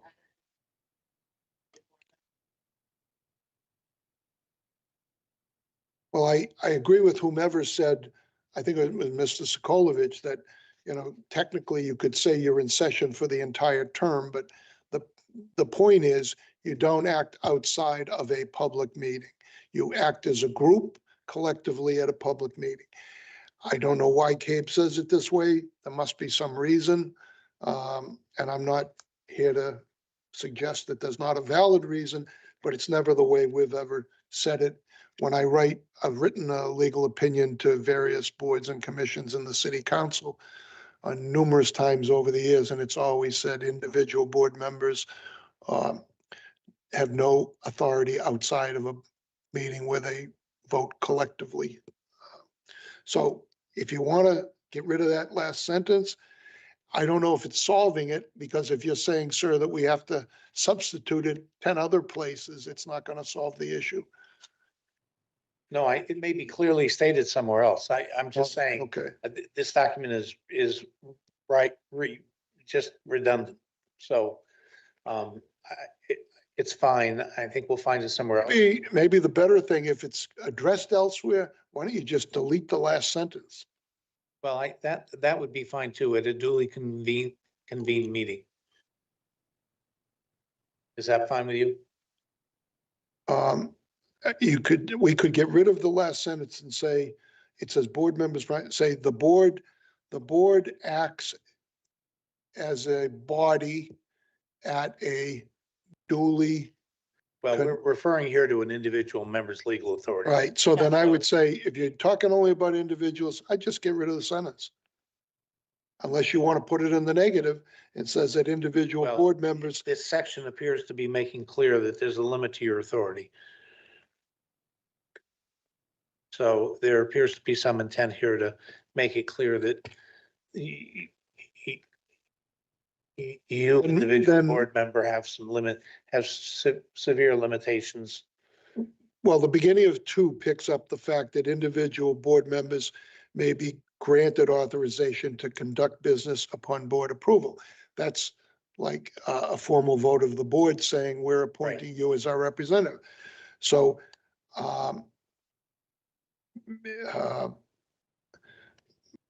shall be granted authorization to conduct board business. Why don't we just put only just? I didn't have any problem with the rest of it. You're just saying this is a grammatical, you're not saying that the, Yeah, it just needs to be cleaned up. That's all. So How about if you delete the last sentence in 1 and add the word only before upon board approval. Shall be able to conduct business only upon board approval, and just get rid of the last sentence in the first one. Because now you've stated the limits of individual board member may be granted authorization to conduct board business only upon board approval. I do hope, as you said, that somewhere else it says the board acts as a body. We You want convene me to meetings. just during one, you just say like, is this only when the board is in session? You said throw in the word when. Right? Well, I agree So- with the concern about session being a bad word, so I'm much more comfortable with what Danielle ran, Okay, which was based on what, Then let's leave that sentence in and simply get rid of session. At such time as the board is in a duly convened meeting, right, public meeting, a duly convened public which is meeting. what Danielle wrote up there. I know you did. I know you did. I was comfortable with it. So Is, put it back in and we'll leave it there. I'll make a motion to, and in conjunction with that, at time such board is in a duly convened meeting. duly convened public meeting.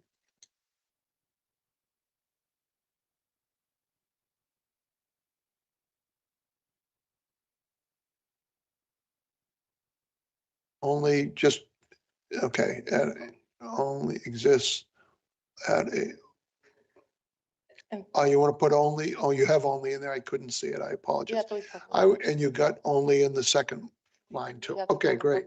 Number 2. Okay. okay, so I make a motion to amend 90-10.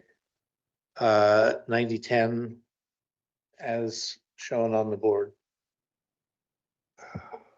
Second. And, okay, so, any debate on the amendment? All in favor? Aye. Aye. Aye.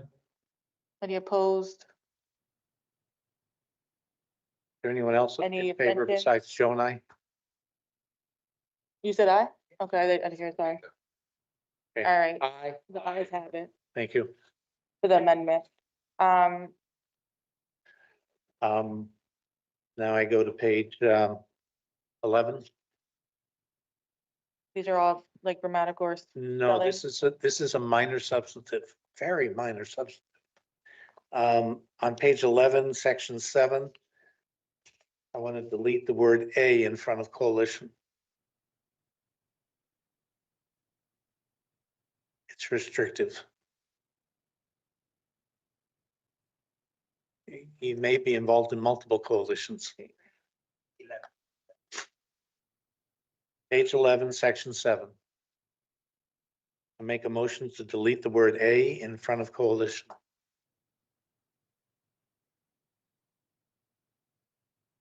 In section 9020.1 advocacy,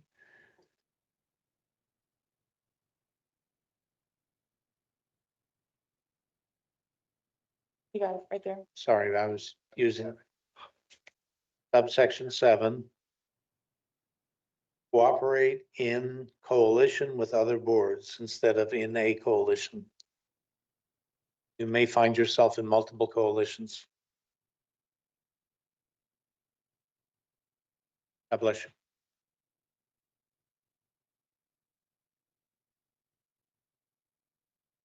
Yes, made a motion. It was properly seconded. Okay, yeah, sorry. All in favor, say aye. Aye. Any opposed? Aye, second.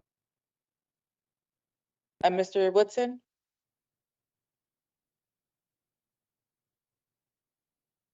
I know we're not really, changing, we're just changing words and stuff, but I just want to say I could hear Jody from Cape, recommending that we don't change the language too much. Like I said, we're not really changing it, too much. We're just changing grammar. But I just want to keep that in the board's mind as we're Back of our heads. making changes to these policies. Thank you. This is just, Mr. Woodson, so if we end up in coalition, a couple of coalitions, we have that right. This doesn't restrict us. And as we found out in this last legislative session, we were involved with the Connecticut Conference of Municipalities.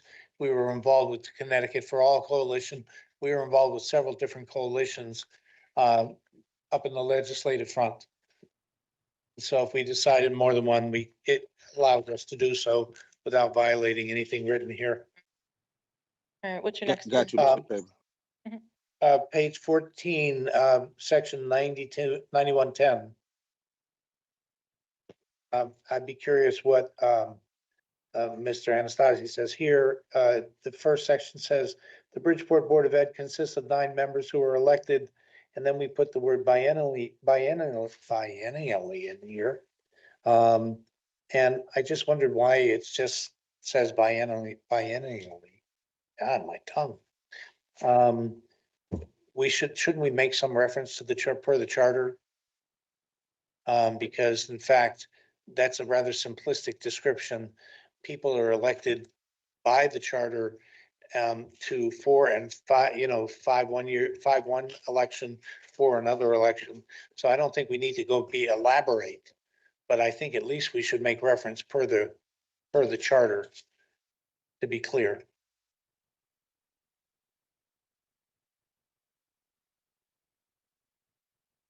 Yeah, it's an odd 5-4 split, and biennially just simplifies it and sort of says all 9 will get elected every 2 years.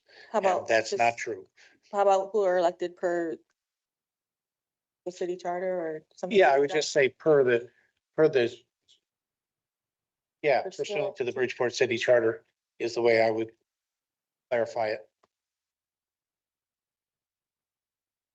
If I may, through the chair.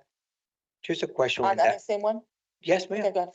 I just have a question because I know some of you were appointed, and I don't know if this section should address that also, because some of us, don't That's, the board. there's another section. Yeah, we have a section. No on problem. appointments. Just wanted It to goes ask. through that in great detail. I just, this makes reference to the election of 9 members.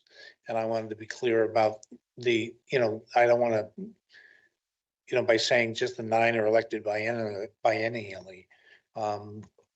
The 5 are elected one time for the other. That's, so the charter explains that. We don't. You have want to eliminate biannually and just put pursuant to the city charter?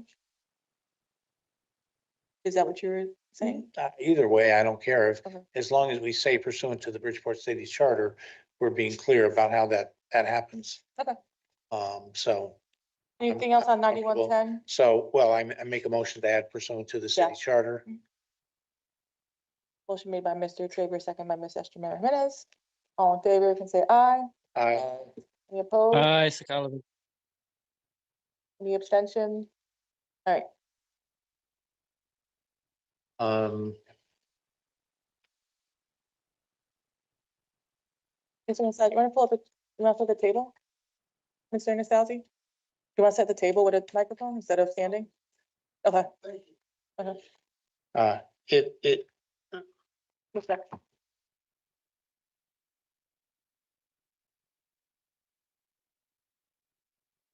on page 26, which is filling vacancies, 9221, Danielle. Different for you, yeah. No, so I figured that out when you were asking. Page 26, section 9221, bylaws of the board, filling vacancies. Under vacancies, the first paragraph says, vacancies occurring shall be filled according to the charter of the city of Bridgeport and in compliance with state statutes. So this is one section where we use, the language, just making reference to when we refer to the state statutes. Oh. I'm okay, just back to the- showing, this is one. There's nothing I'm changing here. I'm just referring Yeah, to he it. was just saying. There's that- nothing there. That's good. That language is clear. So do you want, since you I'm brought not that up. changing anything Do we there. want to Just, change that first one? no, to it's that? good. Okay, That's good. The more complicated one comes up later. okay. Um. oh, it's good. Um, bylaws 9312.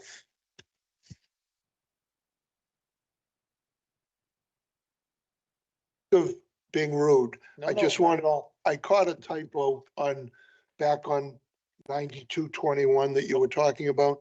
Okay, I checked the statute. 7107 is the one that talks about the authority of the mayor, et cetera, to fill in the absence of the board acting so time. we have a whole section on that. So there's the bottom, it says Connecticut General Statute 7107, vacancy appointments, that should be by select men, not select men. Oh, yeah, That's all. I didn't So get it. I wasn't even looking at the references. Apologize for the Back No, to, that's a degree of, back to 9221 in the, page it 26. just removed. yeah, she's got to look at sections. Where legal reference. You got it? The reference at the bottom, Danielle, of that section 9221, like select meant. We fixed, Yeah. we fixed that. Okay, so now we're going to 9312. Page 45 for those of us with hard copy.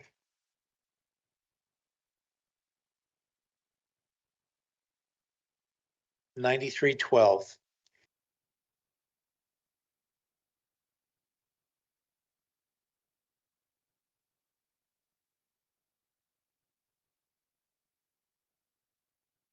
What do you- The question I have for this section, bylaw proposals and suggested amendments, revisions, or deletions of existing bylaws shall be submitted by the superintendent to the members of the board in writing prior to a regular or special meeting of the Board of Ed. The agenda shall be marked to indicate such matters.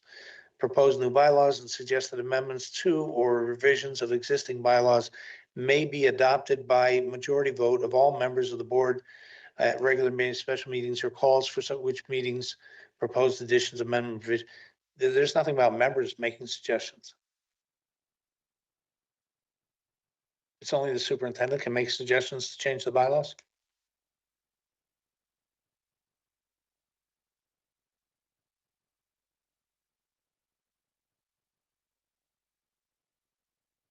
Seems to me that we can, Oh, Mr. Sakalik, Yeah, I'm pretty sure, I'm pretty sure that language exists somewhere else where it breaks that down, where they can be. This, I think this language may just be referencing, that if the board members suggest a revision, that the superintendent has to like disseminate. prepare it? Yeah, Yeah, prepare or it. something like that, yeah, because I'm pretty sure it's somewhere else. I can't call out where, because I have nothing in front of me. 43. I think it might be right on the prior, On the prior page? 43. Yeah. Page 43, the, right before this, 2 pages before. Yeah, 9311.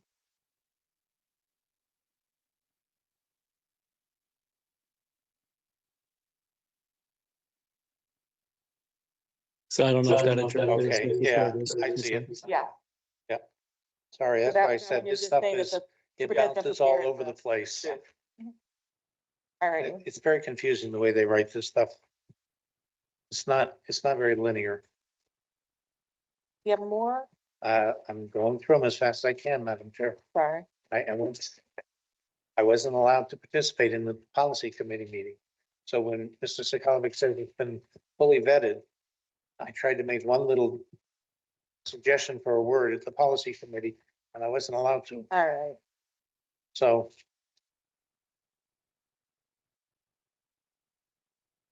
I think that's it for the 9,000 series. Hold on one second. Does any, before you we move on to 2000, does anybody have anything else from the 9000s while we're here? That's it for the 9,000. So if we want to maybe, I see nothing else for 9,000. Do you want to vote on this right now? To get one win in? And then we Nobody can go has back to any- 2000? Nobody has any other Yeah, changes? seeing no other hands up. Is there a motion? I move to approve As the immediate implementation of board bylaws 9,000 series As amended? As amended? as amended. Go ahead. So the motion is to approve, for immediate implementation, the board bylaws 9,000 series as amended, and it was seconded by Mr. Benahan. Any further debate? Seeing none, all in favor, say aye. Aye. Aye. Mr. Calvin, Any opposed? Any abstentions? If those online, can you do your voice votes? I think you didn't hear me. I got- Aye, I got yours, Sakalovic. I see Mr. Woodson. Yes. Got 2 ayes, okay. So 3 ayes online, and I think that goes through unanimously. All right, so let's jump to 2000 and we're almost done, guys, hopefully. Maybe.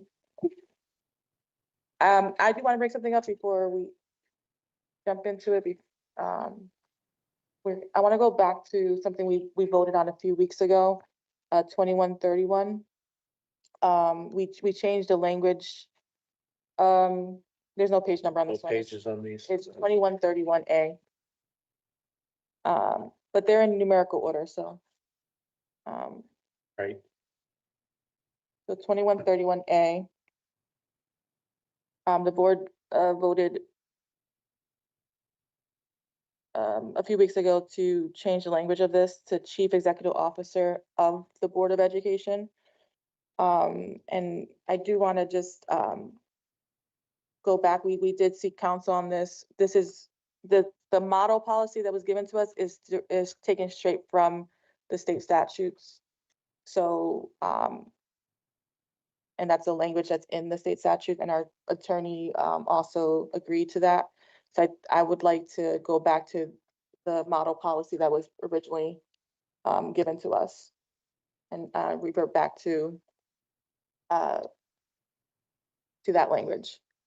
And I unfortunately don't have the actual word in front of me. It was Chief Executive Officer. It says Yeah, we had proposed to change it to, of the Board of Education is what the state statute says. yeah, I understand that. I saw we went back to the Yeah, and so that's, we had and changed the it, so, explanation. yeah. So I just want to propose that amendment. To go back to To, the, you basically go back to the model policy on that one.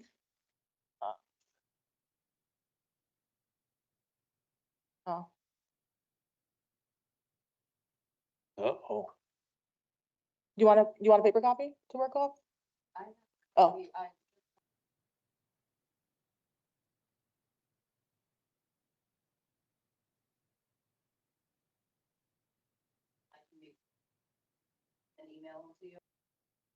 That's fine. Mr. Sakalovic, Yeah, can somebody give me the statute number, please? 10-157. 10-157, okay, thank you. I just like to read it myself, but that's It's all I need for now. about 6 lines down. Yeah, I'm not gonna pull it up now, I just wanna, just for the Okay. record, I accept it. All right. Can we like make a motion? Somebody make, I don't like to do the motion, so to go back to the model policy on that one?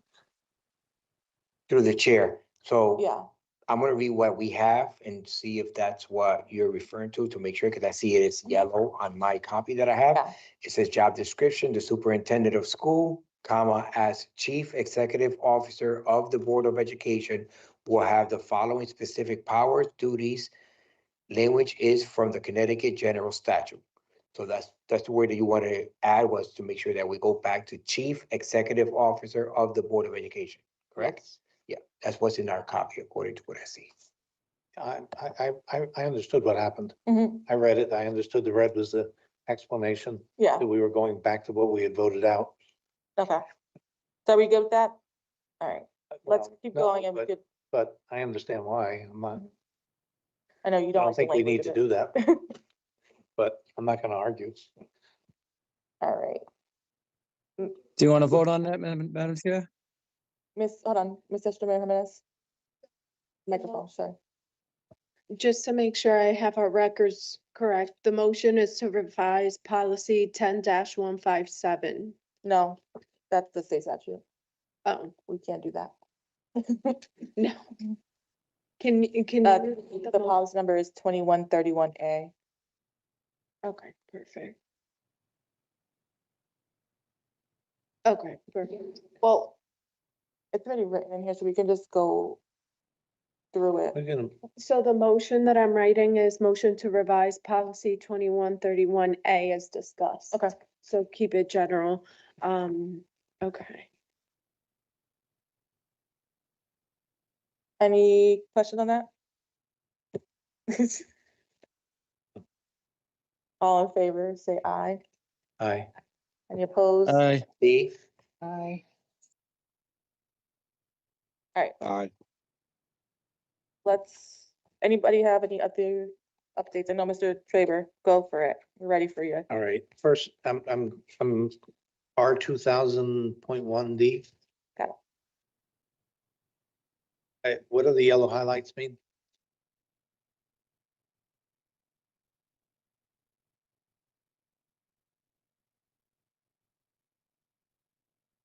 Yes, Miss Danielle. You guys grab a microphone so they can hear you online. An exercise. Get a microphone from Sam, you're sitting right next to him. Who wants to walk? The yellow highlight in this one refers back to what you just changed, which was the to and of chief executive officer. In accordance with the 10 It was just like a reference. 157. There's nothing changed there. It's just a reference for us. If you were to change the word of to, then it would have to be changed in here. So we're not changing it, so that's fine. It was just a reference to go back to if there was a change. Say that again? Go for it. Where you just changed or brought back according to the Connecticut General Statute, the word of then versus the word to the chief executive officer of the Board of Education, we would be changing it here too.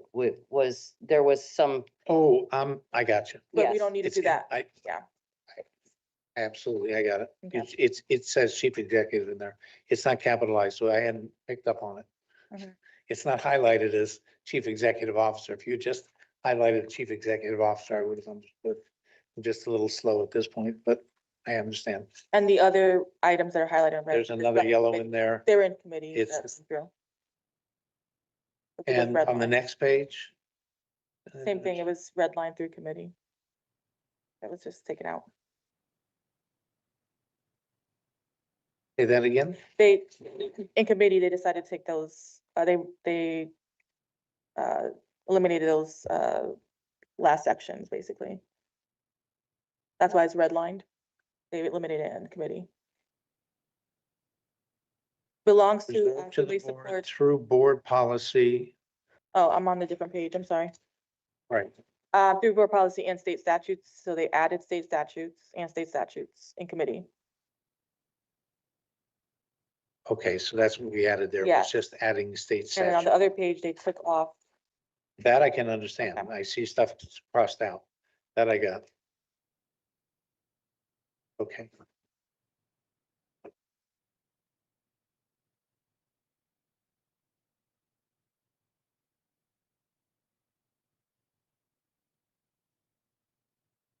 you could do it now? And on R 2100, the Sorry, you said R, 2100 okay, lines of responsibility, section 2B. To the Board of Education is bold. Is that just new or is that just? Is there any significance to the bold letters? Danielle, do you have a significance? R 2100, You just have bold, Board of Ed. subsection 2B, B. This happens a couple of places. Didn't know if it had any significance. Okay. And the next page, R 2111, I mean, just 2111, equal employment opportunity. Updated with CAPES policy. What is this whole page? policy, yeah. Okay. So that's just, this whole page is new from what we had. Mhm. Okay.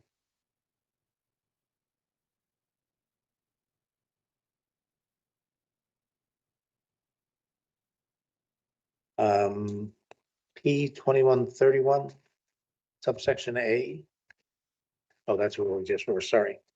We're done there, yeah. Yep. We've already dealt with that one.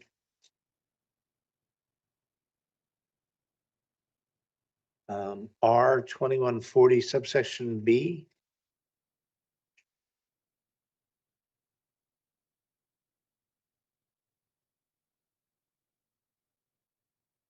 Administration, recruitment and appointment of superintendent table, continued.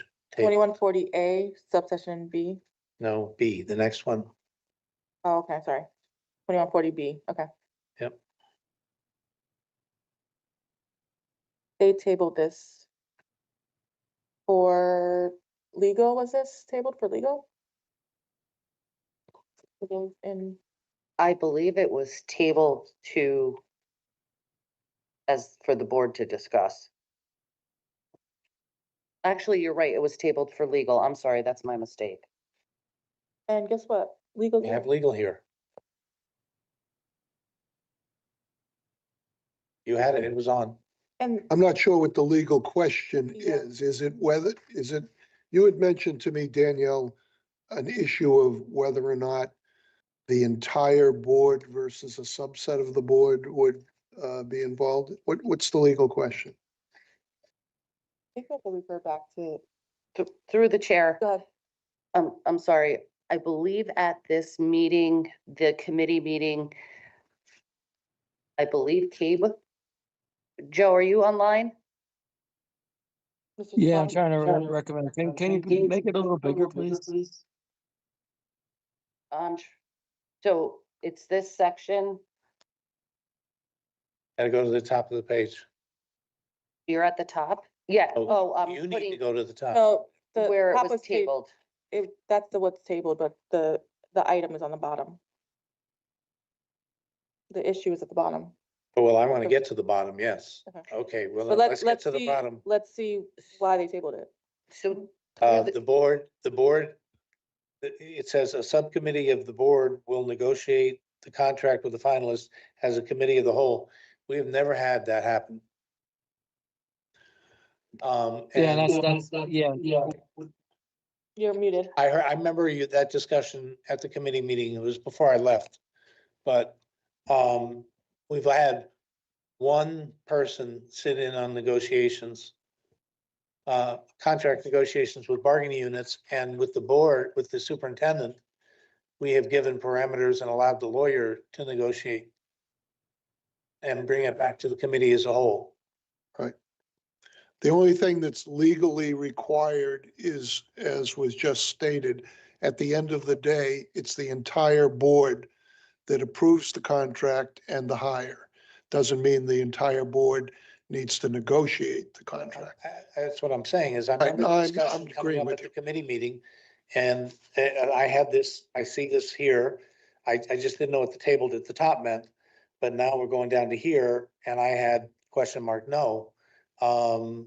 Because it's always been the lawyer negotiates with the candidate's lawyer and they reach an agreement and it comes back to the committee as a whole. With one, and just to reiterate the reason why it's not necessary for the entire board to be party to the negotiations is because the negotiated agreement is not a final agreement until the full board approves it. So when it's presented to the full board, amendments and counter proposals can be made if somebody so desires. Mr. Sakalovic?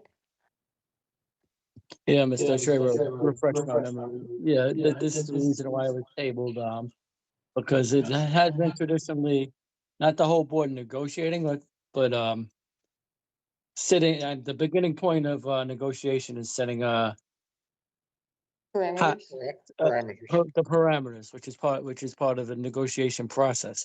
So if there's not board involvement at that level where we set the parameters, where the lawyer has to come back rather than the lawyer just going to one person in the negotiating process or three people in the negotiation process, whatever the case may be, and then having to come back and finding out those people may have superseded the comfort level of the rest of the board, and then a negotiated deal falls through because it is not palatable to the entire board. It's wasting a lot of time and effort and maybe chasing away a candidate.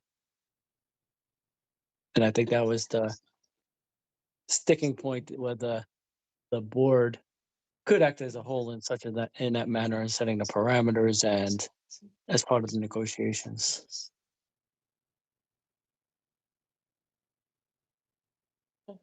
Do you have like recommended? Well, Some time. you can handle it a variety of ways. I mean, one way would be for the entire board to authorize negotiations by some select representative and establish the general parameters or terms to be negotiated. But again, it also should say, where it says the board will hire the superintendent, that next line beyond the red line should say the board will hire the new superintendent and approve the final contract, final employment contract. But I understand what Commissioner Sokolovich is suggesting, which is that somebody, whether it's a lawyer or an individual, ought not to be going into negotiations without having an idea what the major terms are, particularly the financial terms, the duration, the, benefits package, those kinds of things. At least to give guidelines. And then you'll get a second approval at the end of the day when it comes back. So, Right, and also, I'm sorry, just let me interject for a second, Mr. Anastasi, I apologize. I think you were involved in the contract with one of the superintendents, whereas we were in executive session with the offer, and we had gone back and forth a little while. And the attorney had to step and discuss with the other attorney, and so we could have a meeting in the minds with something that was hung up in an executive session. Were you involved in that one? Or does it sound familiar? I do recall something to that effect. If it was over at the new high school. Yeah. I mean, Yes. one way you could handle this if you wanted to would be to say that the board will authorize X, whatever you want X to be, to negotiate the contract with the finalist upon terms established by the board. And then you'll pick up with the next sentence and say the board will hire the superintendent and approve the final contract of employment. That still begs the question as to who's going to negotiate. I don't think you want to turn it over solely to an attorney, because attorneys we don't always have operations in mind. So it should be the board president, I would assume, along with the In board. the previous page, it speaks to the search committee. And then it continues to this page. So would it be the subcommittee or the search committee that would do that? Listen, the negotiations can be anything you want it to be. It can be it could be the search committee, but usually you don't negotiate by committee. Usually it's one lawyer versus the other lawyer and a representative of the entity. Whenever we go to court to negotiate a resolution, you have to have an authorized individual. So that might be the chairperson or her designee, or it could be the chairperson of the search committee, but they also should be operating pursuant to parameters established by the full board going in. Uh-huh. So you got two decisions to make. I agree that you should have a sentence that says the board will determine the parameters of the negotiations.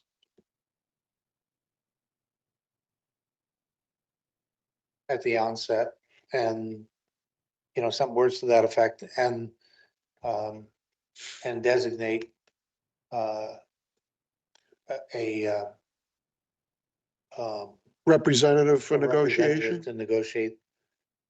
And then I agree with the other change. The board will hire the new superintendent and approve the final contract. Something, words to that effect will do it. I think that works. And, you know, I don't think we need to figure out now who, but I generally agree with what Mr. Anastasia just said. That it probably makes the most sense to be the chair. Yeah, I mean, We're way past presidents, Mr. Anastasia.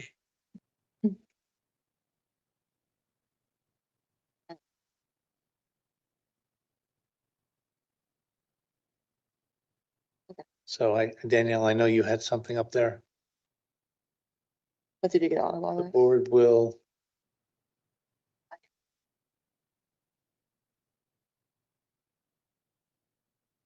The board will designate a representative to negotiate and define the parameters for those negotiations.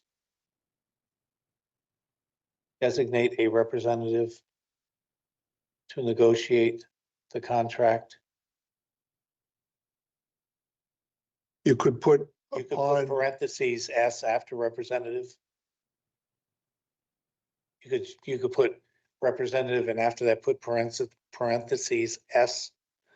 So that we could have some flexibility there. Oh, No, no, Oh. no. The board will designate a representative and right after that you could put parentheses S to negotiate the contract with the finalist and define the parameters for said negotiations.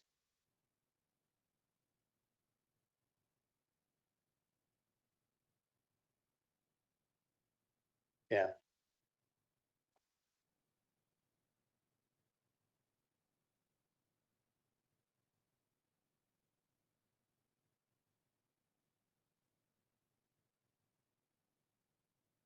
It's a little clumsy, but I think it does. If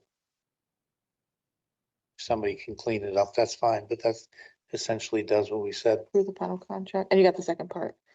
Um, Well, in a moment, when Uh-oh. Danielle pulls it up, it's right behind you. I have it right here. I'm following along. Mr. Medina, same page? Yeah, same thing. I just thought that, through the attorney, he mentioned that it shouldn't be just one person, so instead of, just putting in the board will designate a, and then I know he suggested to the parentheses, it's gonna be representatives according to what was recommended to us. It shouldn't be just one person, so it shouldn't say a representative, because then it gives the illusion that it could be just one. I thought you said I- it should be one. No, it shouldn't be, respectfully, he said. sir, I may have been unclear. What I was saying, I think, was that it's generally the attorney and a representative of the board, not 9 members of the board. So it could be 2, but it doesn't need to be more than 1. I was not recommending a host of substantive people, but what the lawyer needs is somebody with authority to make sure they stay on track in the negotiations. It'll also be helpful, whether it's 1 or 2 representatives, it'll be helpful that the board has established parameters or terms to be pursued, so that when the contract comes back, it's reflective of what you authorized, and it's much easier to approve it without significant amendment. That answer your question? Okay. Mr. Sakalovic? Yeah, I like Mr. Traver's suggestion on the attorneys, but I think the language kind of lends itself as written, kind of lends itself just the way it's written and define the finalists. It's contained in the same sentence with the designate or designated representative slash S to negotiate the contract with the finalists and define. I think that should be probably switched around. The board will define the parameters of And then. select the negotiate and representative. then select and then the representative do the rest, I something agree like with that. It's fine, that's fine. I don't care order. You define the parameters first and then the representative. Board will So- define the parameters for negotiations and designate a representative. Parentheses S. Perfect. Okay. Period.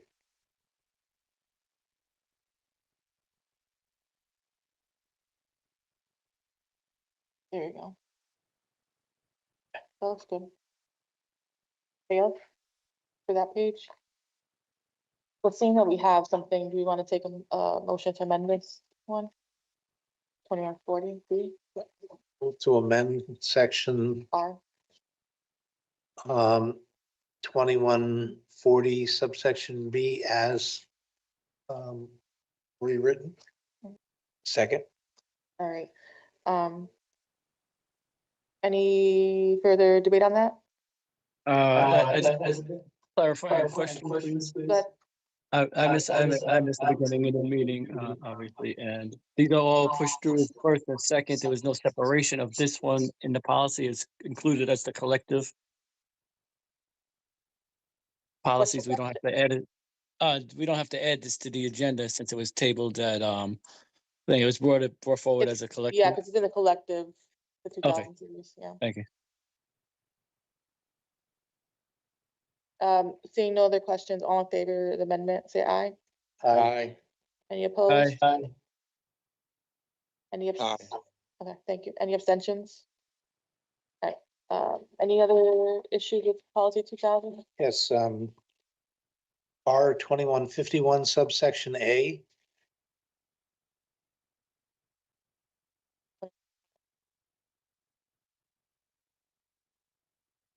In the first section, first paragraph, once appointed by the board, the superintendent shall, this was where I wanted to offer a word and was not allowed to offer. At the committee meeting, allocate. I would suggest assign.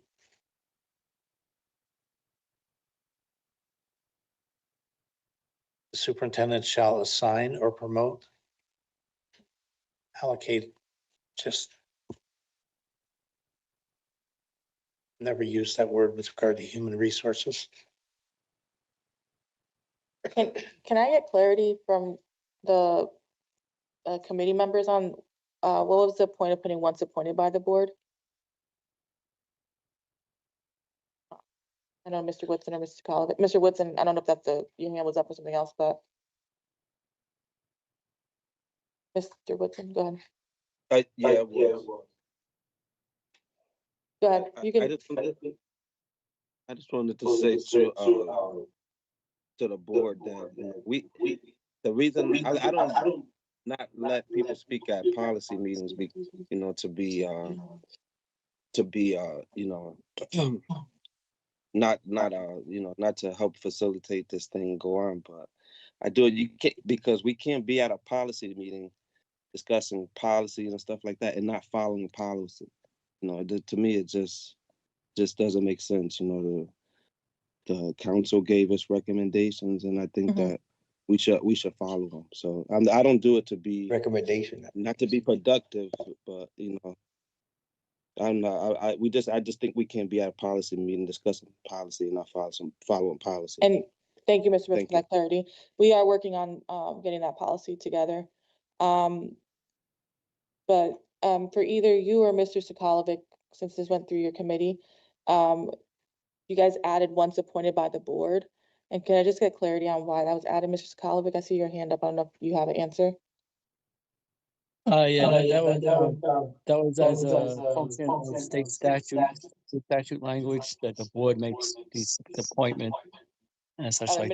Of hiring such things. administrators? Yeah, from what, Okay. Yeah, I and I remember. would have been fine with a point too, but I don't understand what allocates in there for. Is the state statute, does the state statute say allocate or?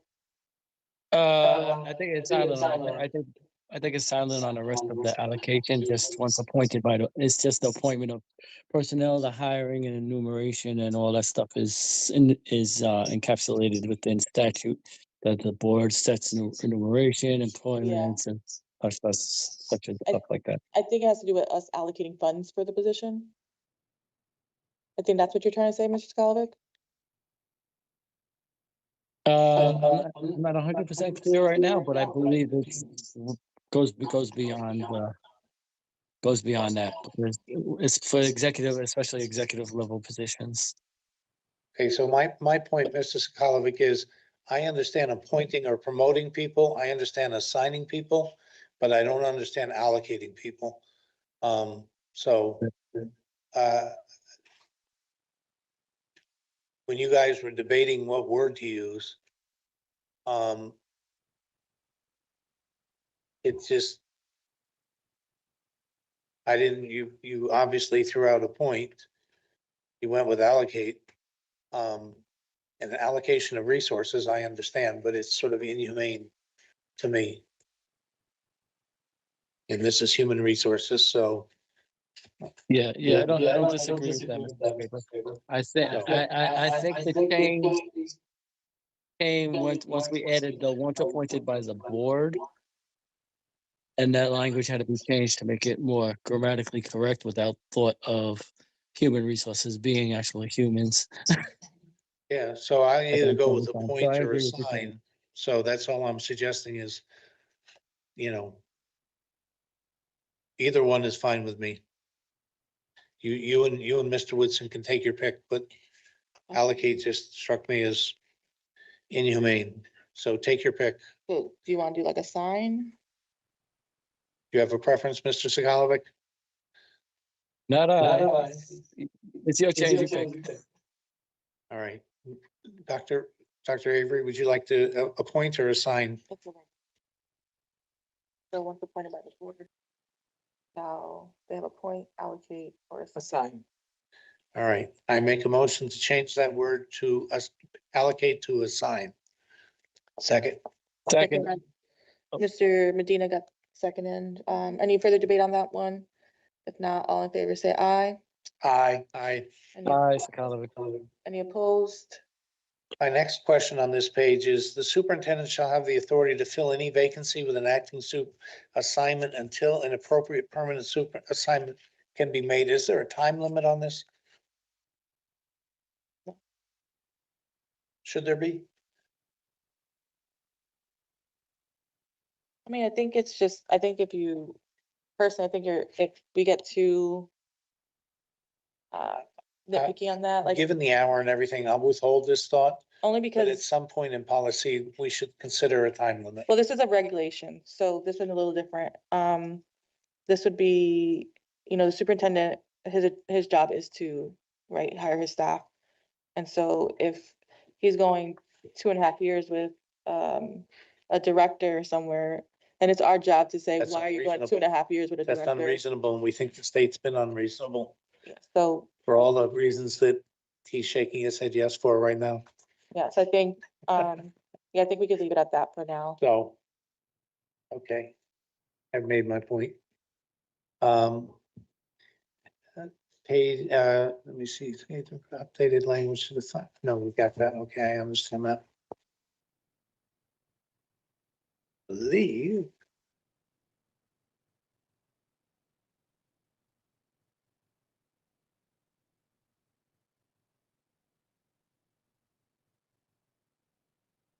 Ah, 2231. Okay. R2231. 2231. I've noticed several times in here, wondering if we make reference, and we have, to putting things on the website. This one didn't. And it seems to me they should too. Do we put these things on the websites, the manuals?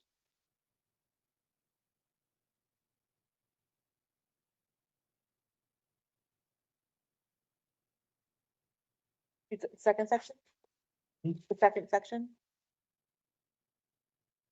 It says, distribution and revised pages to manual holders. Whenever the board adopts, revises, or deletes policies or bylaws, whenever the administration approves. You know, this is, if we send out notice, we update people.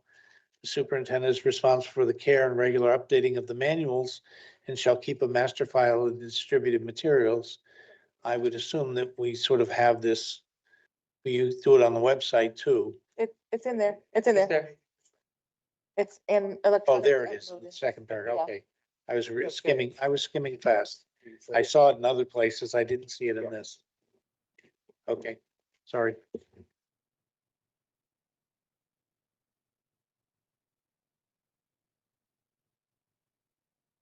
And I'm done. Thank you, Madam Anyone else Chair. for the 2000 series?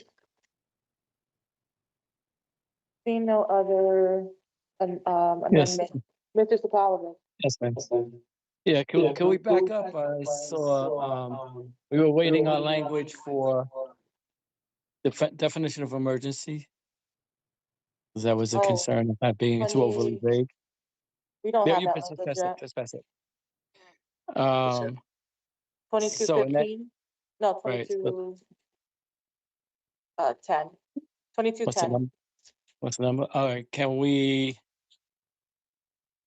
make a motion to remove this from approval until we get that language? Or somehow, somebody help me That clean that up. wasn't it? So 2210 and 2215, you're saying? Yeah, because we don't have the updated language that we were trying to define an emergency. We thought that was way too vague, that an emergency could be declared anything, that we needed a little more, like just at least a little guidance on that for the This superintendent. isn't it? That is it. No, the cable, I mean, it's in cases where an emergency action would be taken. It's been added already? Oh, okay, I'm so Yeah, sorry. that's the I'm updated. sorry. This is the language. I apologize. I did not see that. My eyes are kind of squinting at a phone, so. Got it. Well then, strike the red part, please. That's what caught my eye. Thank you. And then 2215 the same.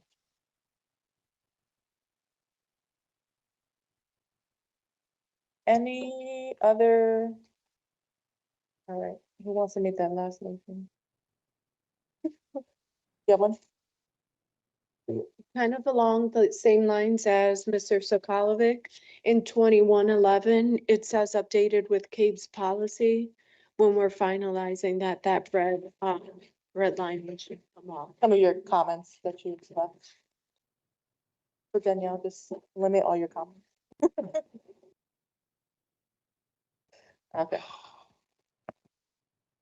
Seeing no other hands, is there a motion? Move to administration 2000 series policy. Second, Can you make the motion to approve and immediately implement it Move to approve and immediately implement as amended? the administration 2000 series policy as amended from tonight's discussion. Thank you. second, Second by Mr. Medina. Medina. Thank you. Thank you, sir. You welcome. And I love that. any further debate? All in favor, say aye. Aye. Aye. Aye. Any opposed? Any abstentions? All right, we're gonna do this again in a couple weeks for 3000 series. All right, 3000 series.